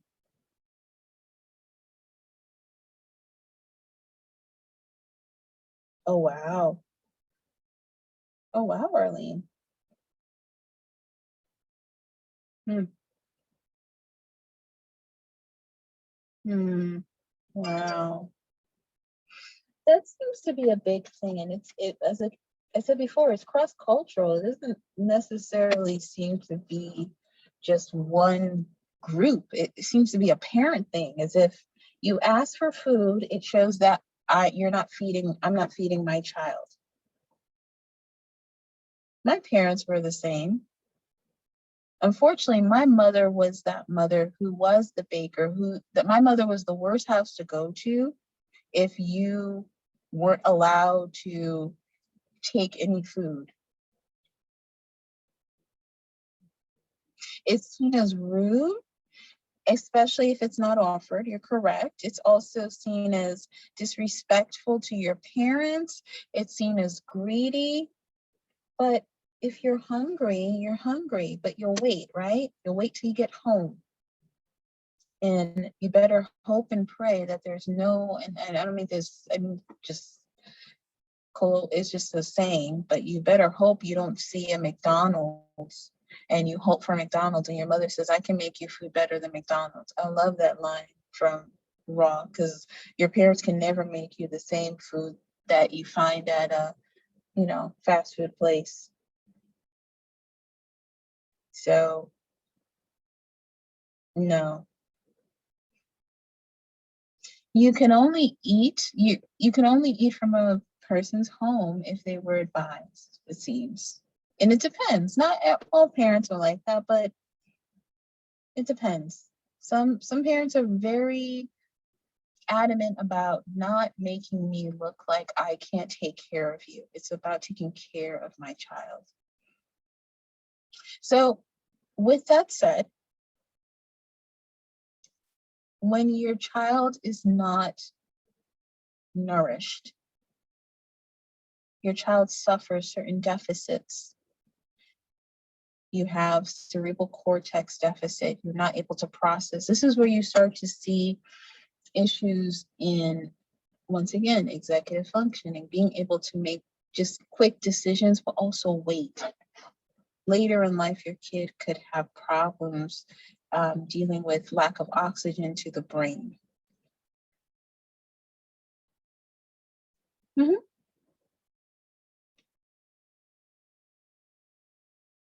So I want to make sure you guys are paying attention, because 3 weeks after conception, that's when the neural plate forms.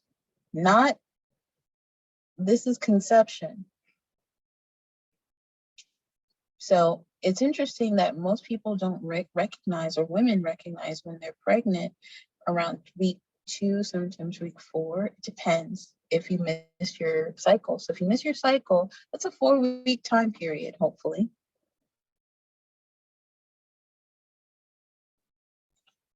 I'm going to move this up so you can see.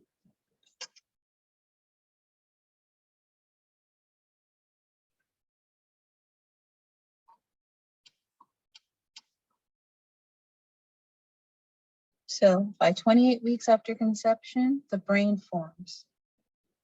You start to have a myelin, a fatty sheath that protects the brain. What do they always say when you have a newborn? That brain, it's like silly putty. The brain feels like silly putty. It's so soft. Have you ever touched a newborn? Have you ever seen their brain? Have you ever held them in your hands? It's scary. So to study this, we do either an electroencephalocardiogram. Oh, not sorry, cardiogram. We do an EEG. We do an electroencephalography, or functional magnetic resonance imaging, fMRI. CAT scans aren't really done anymore.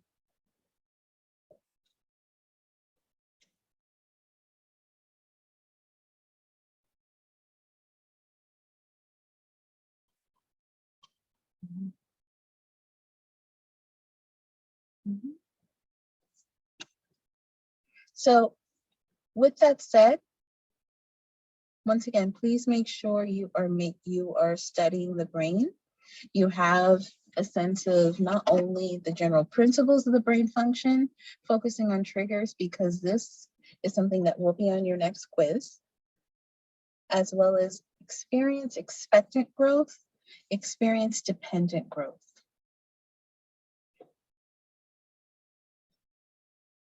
So radiation, but it's not really necessary. We've actually revamped a lot of the, you can have it done, but I will say this. So CAT scans, let me step back. So CAT scans actually are done, but it depends on your insurance company. So if I were going in and I wanted a cardiogram done on my infant, the first thing I would say is, well, or a cardiogram, I keep saying cardiogram, I apologize. I'm used to seeing EKG. If I wanted to have an EEG or any form of a brain scan, you do want a functional MRI, because you're going to get more information from that exam versus a CAT scan. CAT scan is to make a comparison, CAT scan is like MySpace and an fMRI is like Instagram.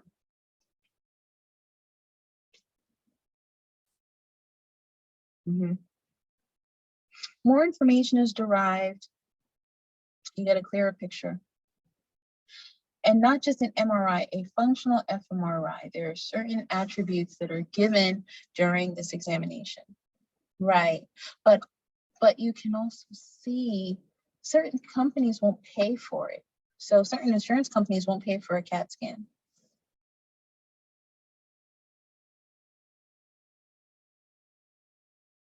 Disruption.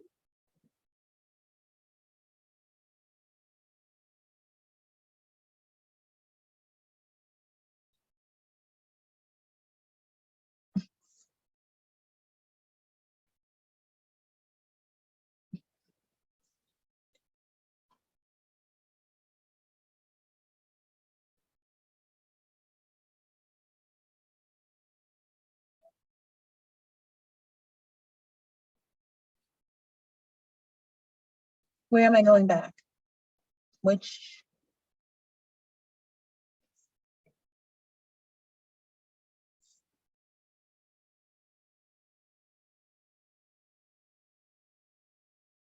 slide? Where do you need me to go back?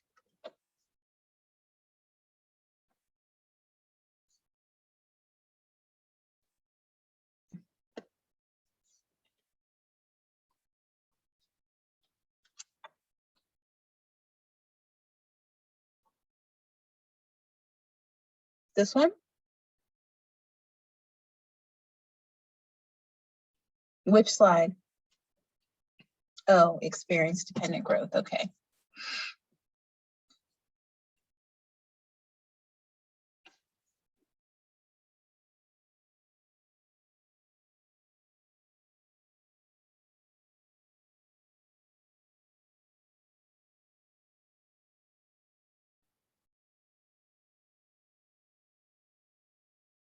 So are you questioning?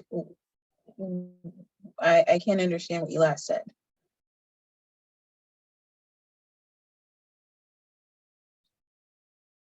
Experience dependent growth discusses the changes in developmental brain structure that have pretty much everything to do with where you were raised and your cultural background.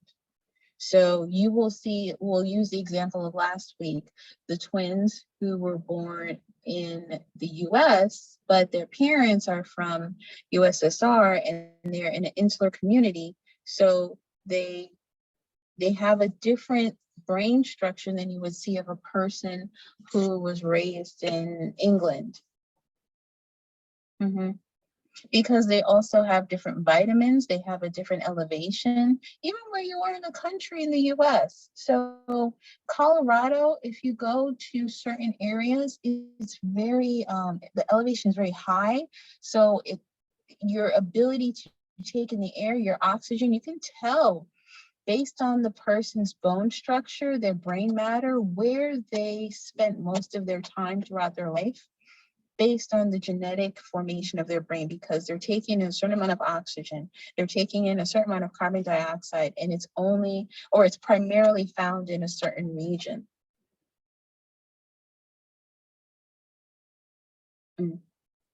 Okay.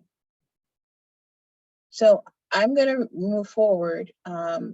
Is there any other questions regarding what we're discussing in class?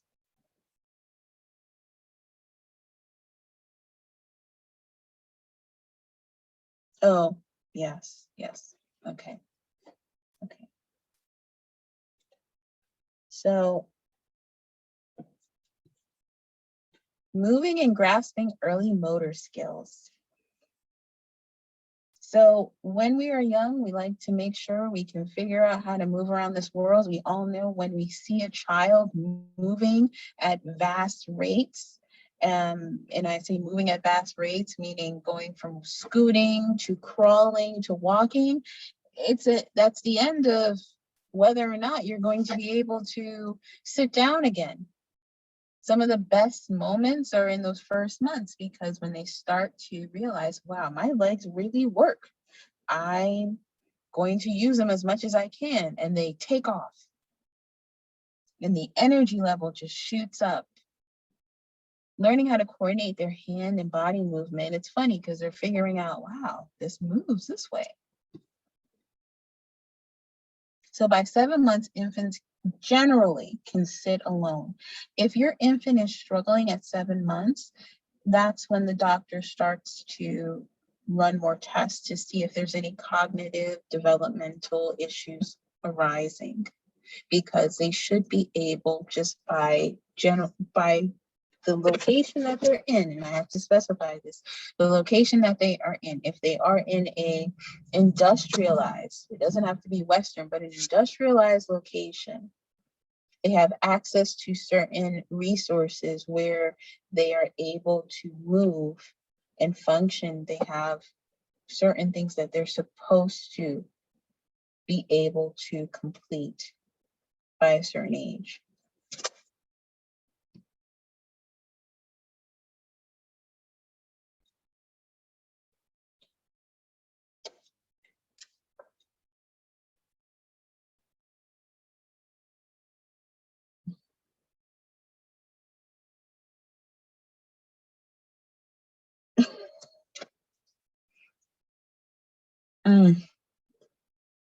Yes, they're posted. I'm sorry. Yeah, so Marzina can probably tell you, yeah, once they get moving, that's it. So the motor skills, the function that they have, they start to test it, and when they figure out they can use it, they go for the gold.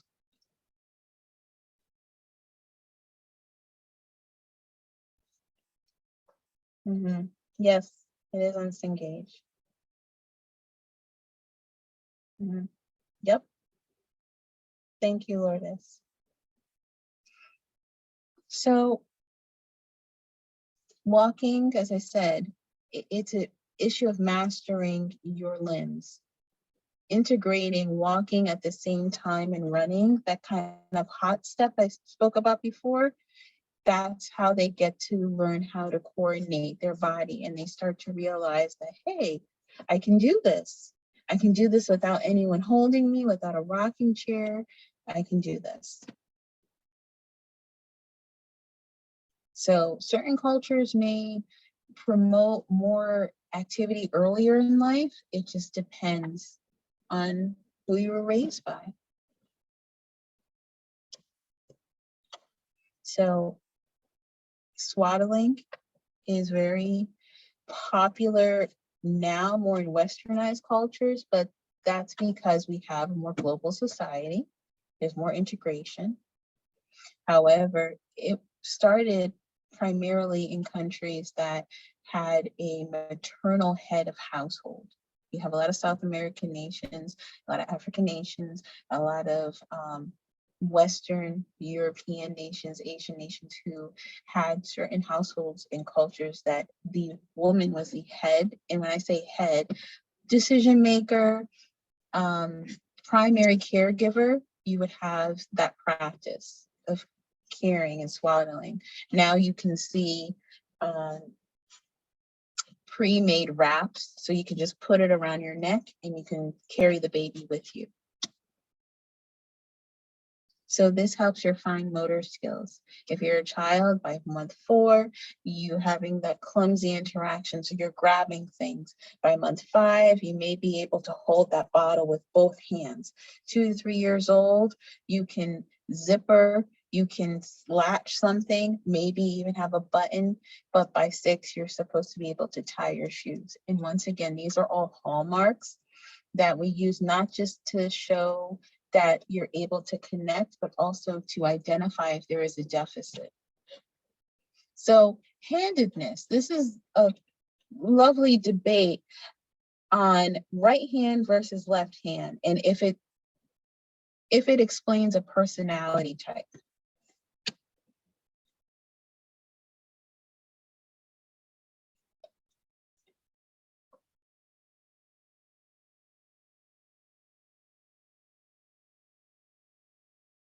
So many cultures have viewed left-handedness negatively. I've never understood it, but it's generally connected to the word right. Right hand, right mind, you're in the right. That's the basis of that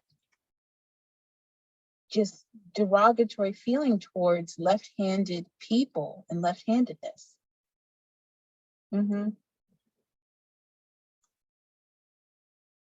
Not necessarily.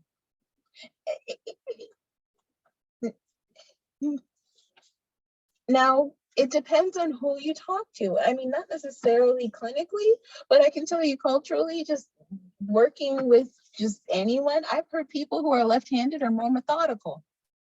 Isn't that something? It just depends on who you're around and what their experiences are. Not saying either one is true. It just, some people feel that if you're left-handed, if you have people in your family or you know people who are left-handed and they tend to be smarter, you now associate smarter people with being left-handed.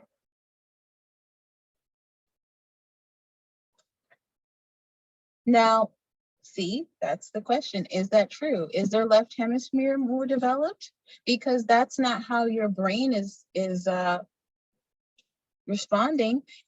Your left hemisphere controls the right side of your body and the right hemisphere controls the left side of your body.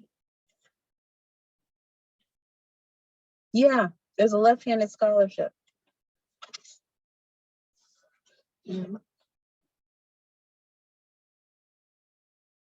Wow. Yeah, I mean, and it's all about your experiences. So we have a crisscross with our body. So your left and right hemisphere, they work like this versus down here. So if you're, it's interesting when, if your left hemisphere is more developed than the right, technically your right hand should be the dominant hand. It's just interesting. Now, what would you say about a person who is ambidextrous?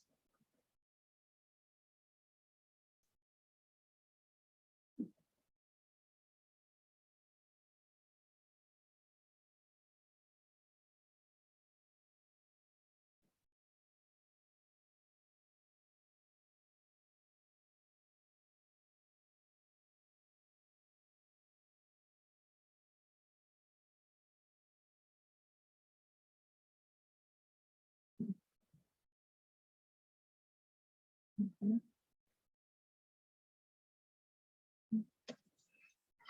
Yeah, people who are ambidextrous or people who can write, there's it's a skill. They can actually write upside down. So if there's a piece of paper, if there's a person sitting here and you're sitting across the table and you say, I need your signature, instead of handing you the paper and turning it over, you're able to write your signature in full. It's part ambidextrous. Ambidextrous is supposed to be an omni, but there's a special caveat to that. And it is part of, it can be learned. That's the other thing. It can be learned. So if you want to utilize your left hand, like Arlene, you said you had to use it because your other hand was affected.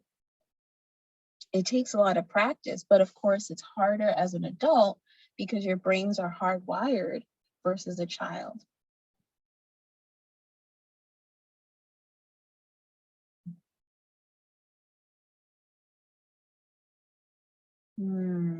Oh. So with that said, even perception, like we said about kids who aren't experiencing engagement with people, with more people at an earlier age because of COVID. It's difficult how they hear things, how they see things. You know, we are in a society now where we're having to reteach certain things that we took for granted, even driving. People who drove to work every day, they forgot how to get to work after about a year. Imagine if you've never had the opportunity to do something and you were supposed to meet that homework. You know, we're going to have to work to get there. Who can write and drive with their feet?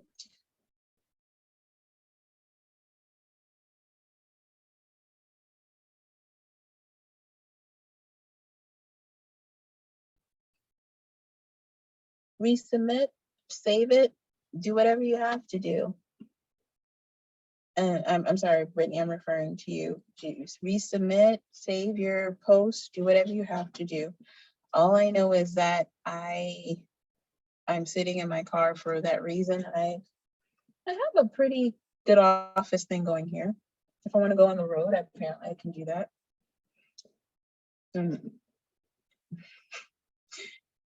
Yeah, the storm is affecting the Northeast. But back to your question about ambidextrous and people who are able to utilize their feet. I mean, that's a skill like anything else. It's a skill. It's a skill you're taught. It's a skill that you learn and you also nurture. No, I'm being serious. It's a skill you're taught. Because the first thing that came to mind, and this is not the first time somebody's asked me that question, there are people and kids who learn how to use their feet, their hands, especially if you have paralysis up here.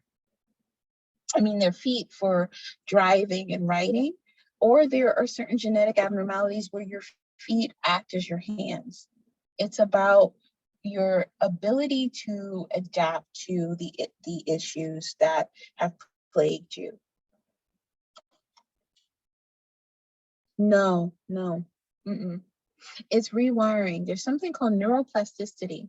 It is the regeneration of neural pathways. So let's say you lose certain brain cells. We can use behavior to instill those new pathways, those new brain cells. We use on average about 11% of our brain. Children are no less. People who are smarter don't use more of their brain. Our brain is, and when we say use our brain in terms of cognitive functioning. Exactly. If you have a sense, let's say you are blind, but your hearing can be excellent. If you are both blind and deaf, your senses, the sense of touch. Some people can touch and they can actually feel perfume on your skin. They can feel, I mean, something, a very thin layer. Their senses are heightened because they have more concentration. Same thing can be said for people who struggle with certain disorders in terms of social awareness, people who are on the spectrum, particularly Asperger's. So they spend a lot of time analyzing facts. They disconnect from the social spectrum. They're not as in tune. And where it's a deficit in your social life, the ability to connect and recognize facial cues, that attention is now geared towards certain things that are more methodical.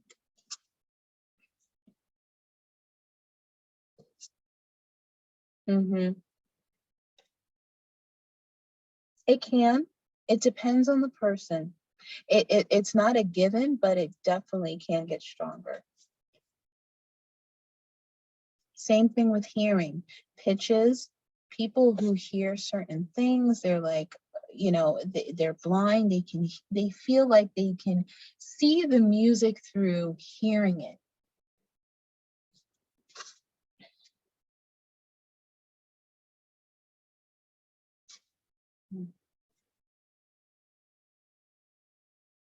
So I will say this. When newborns, their eyesight, they track light tracks. So you ever see a newborn just look in the sky and kind of like almost like a kitten? They're seeing more light tracks. Their eyesight is more tuned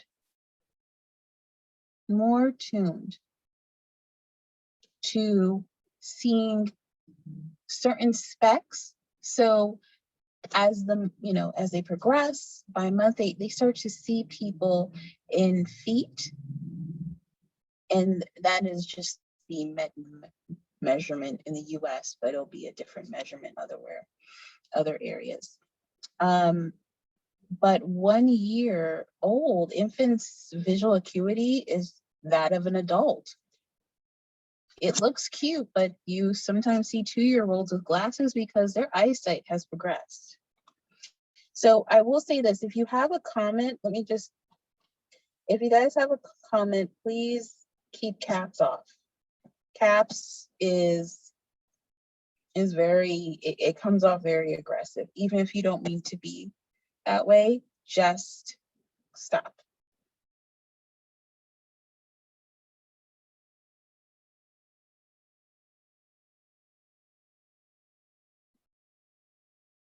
So I will say this, so in general, in terms of depth perception, when you are 6 weeks old, when you are 7 months old,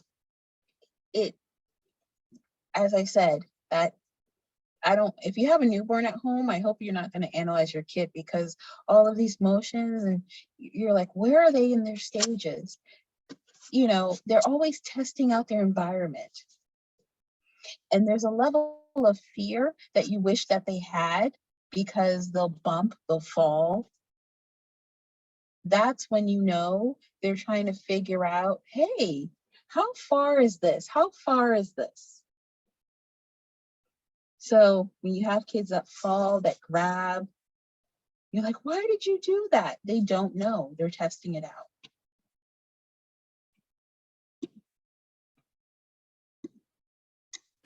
So I'm going to go through and make sure we get through our assignment, because I want to make sure everybody is able to have this lecture. But coming to know the world.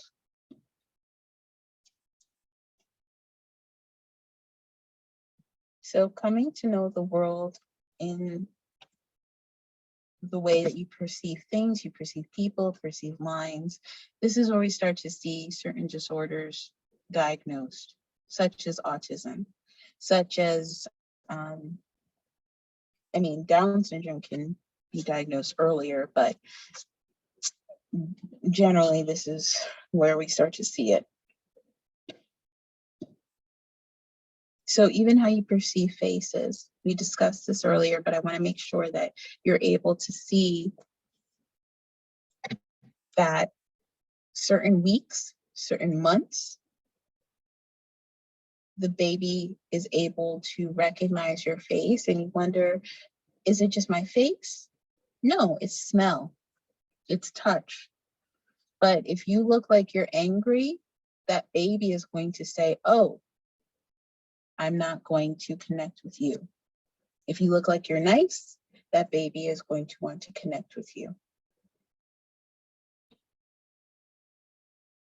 So there's something called intersensory redundancy. So simultaneous multimodal sensory information. So why do you think people go goo goo gaga? And babies like that. They like to have all these sounds. We have cribs with, spindles, just kids can see. They need to be stimulated. The best sponge for learning is a child.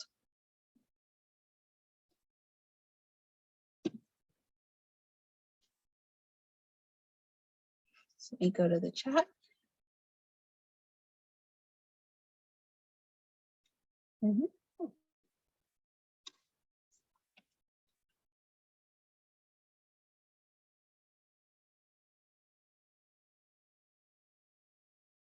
Okay.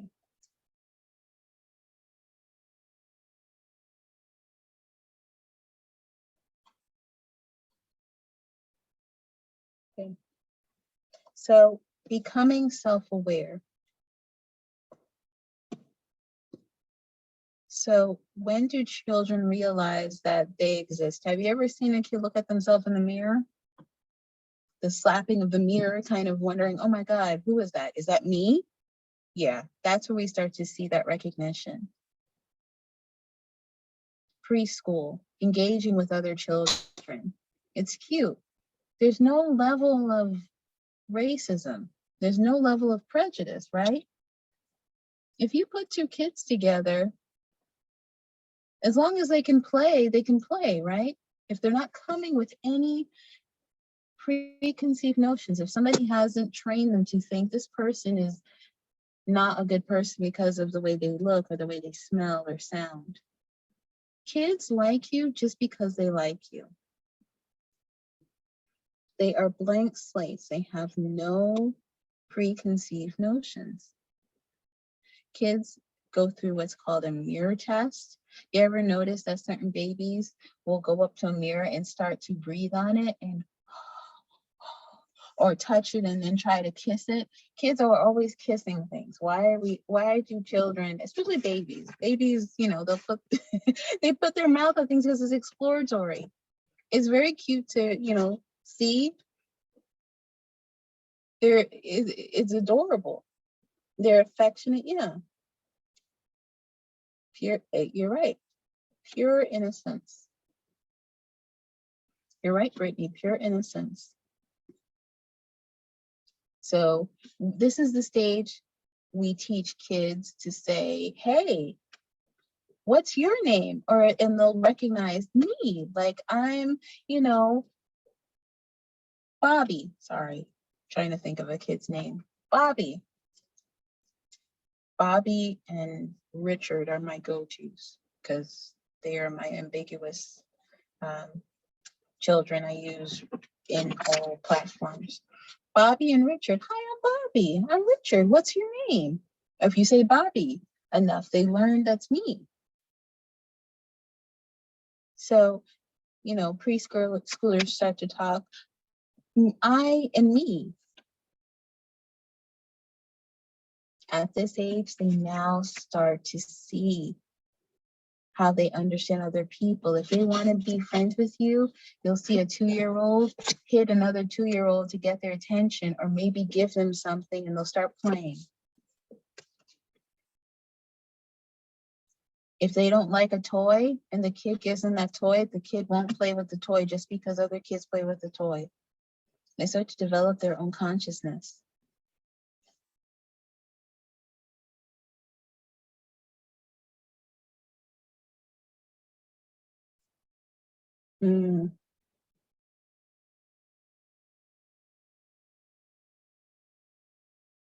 Caring, nurturing. Yeah.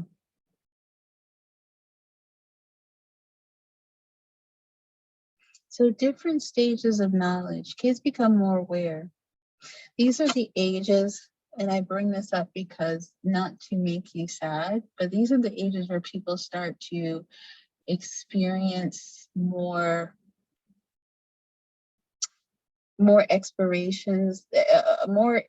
explorations rather, of any forms of distress.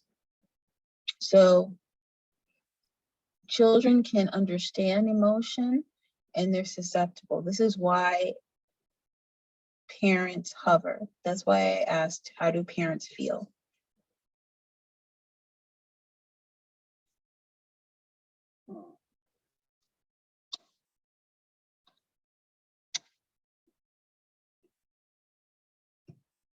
So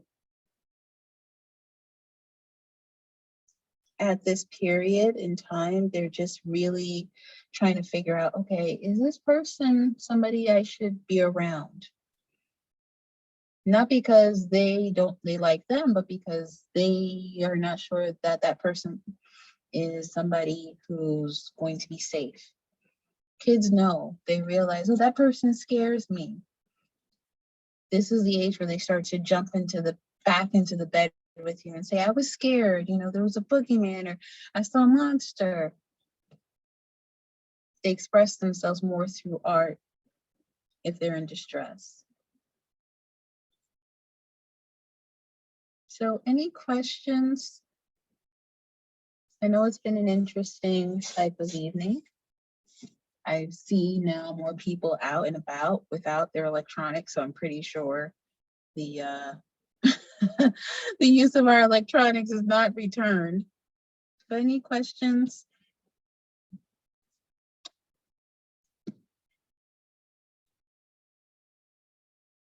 So reach out to me by email. I will be able to see it shortly. Okay. This video will be up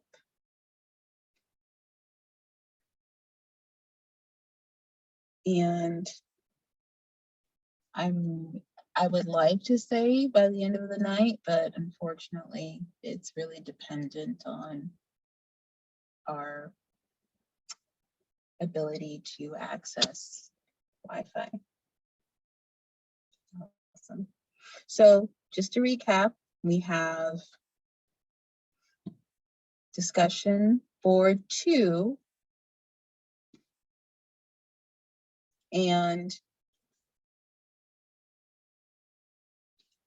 your discussion, or rather, I'm sorry, I keep saying discussion board, but your quizzes, any assignment is graded a week or so after, not or so, but a week after you submit it, except for your quizzes, because that is now coming through. I wasn't sure if it was showing, but thank you, Jacqueline, for that it shows automatically, because that means my work was not in vain. But the great part is class is over. The better part is it seems like the storm has let up here, and I hope that you guys are safe. Please stay.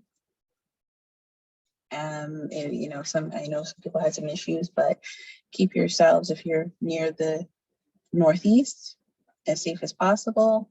Light some candles, get some battery operated lights, and I'll see you guys next week.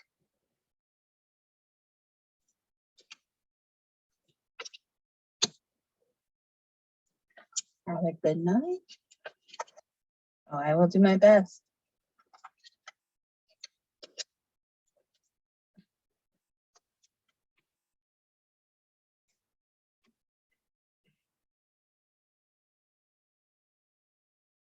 Mhm. Mhm.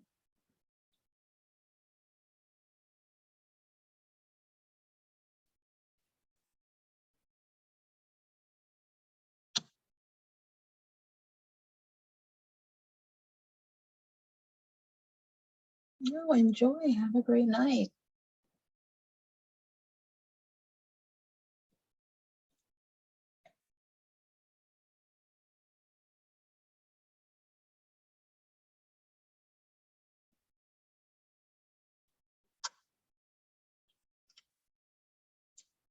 Have a great night.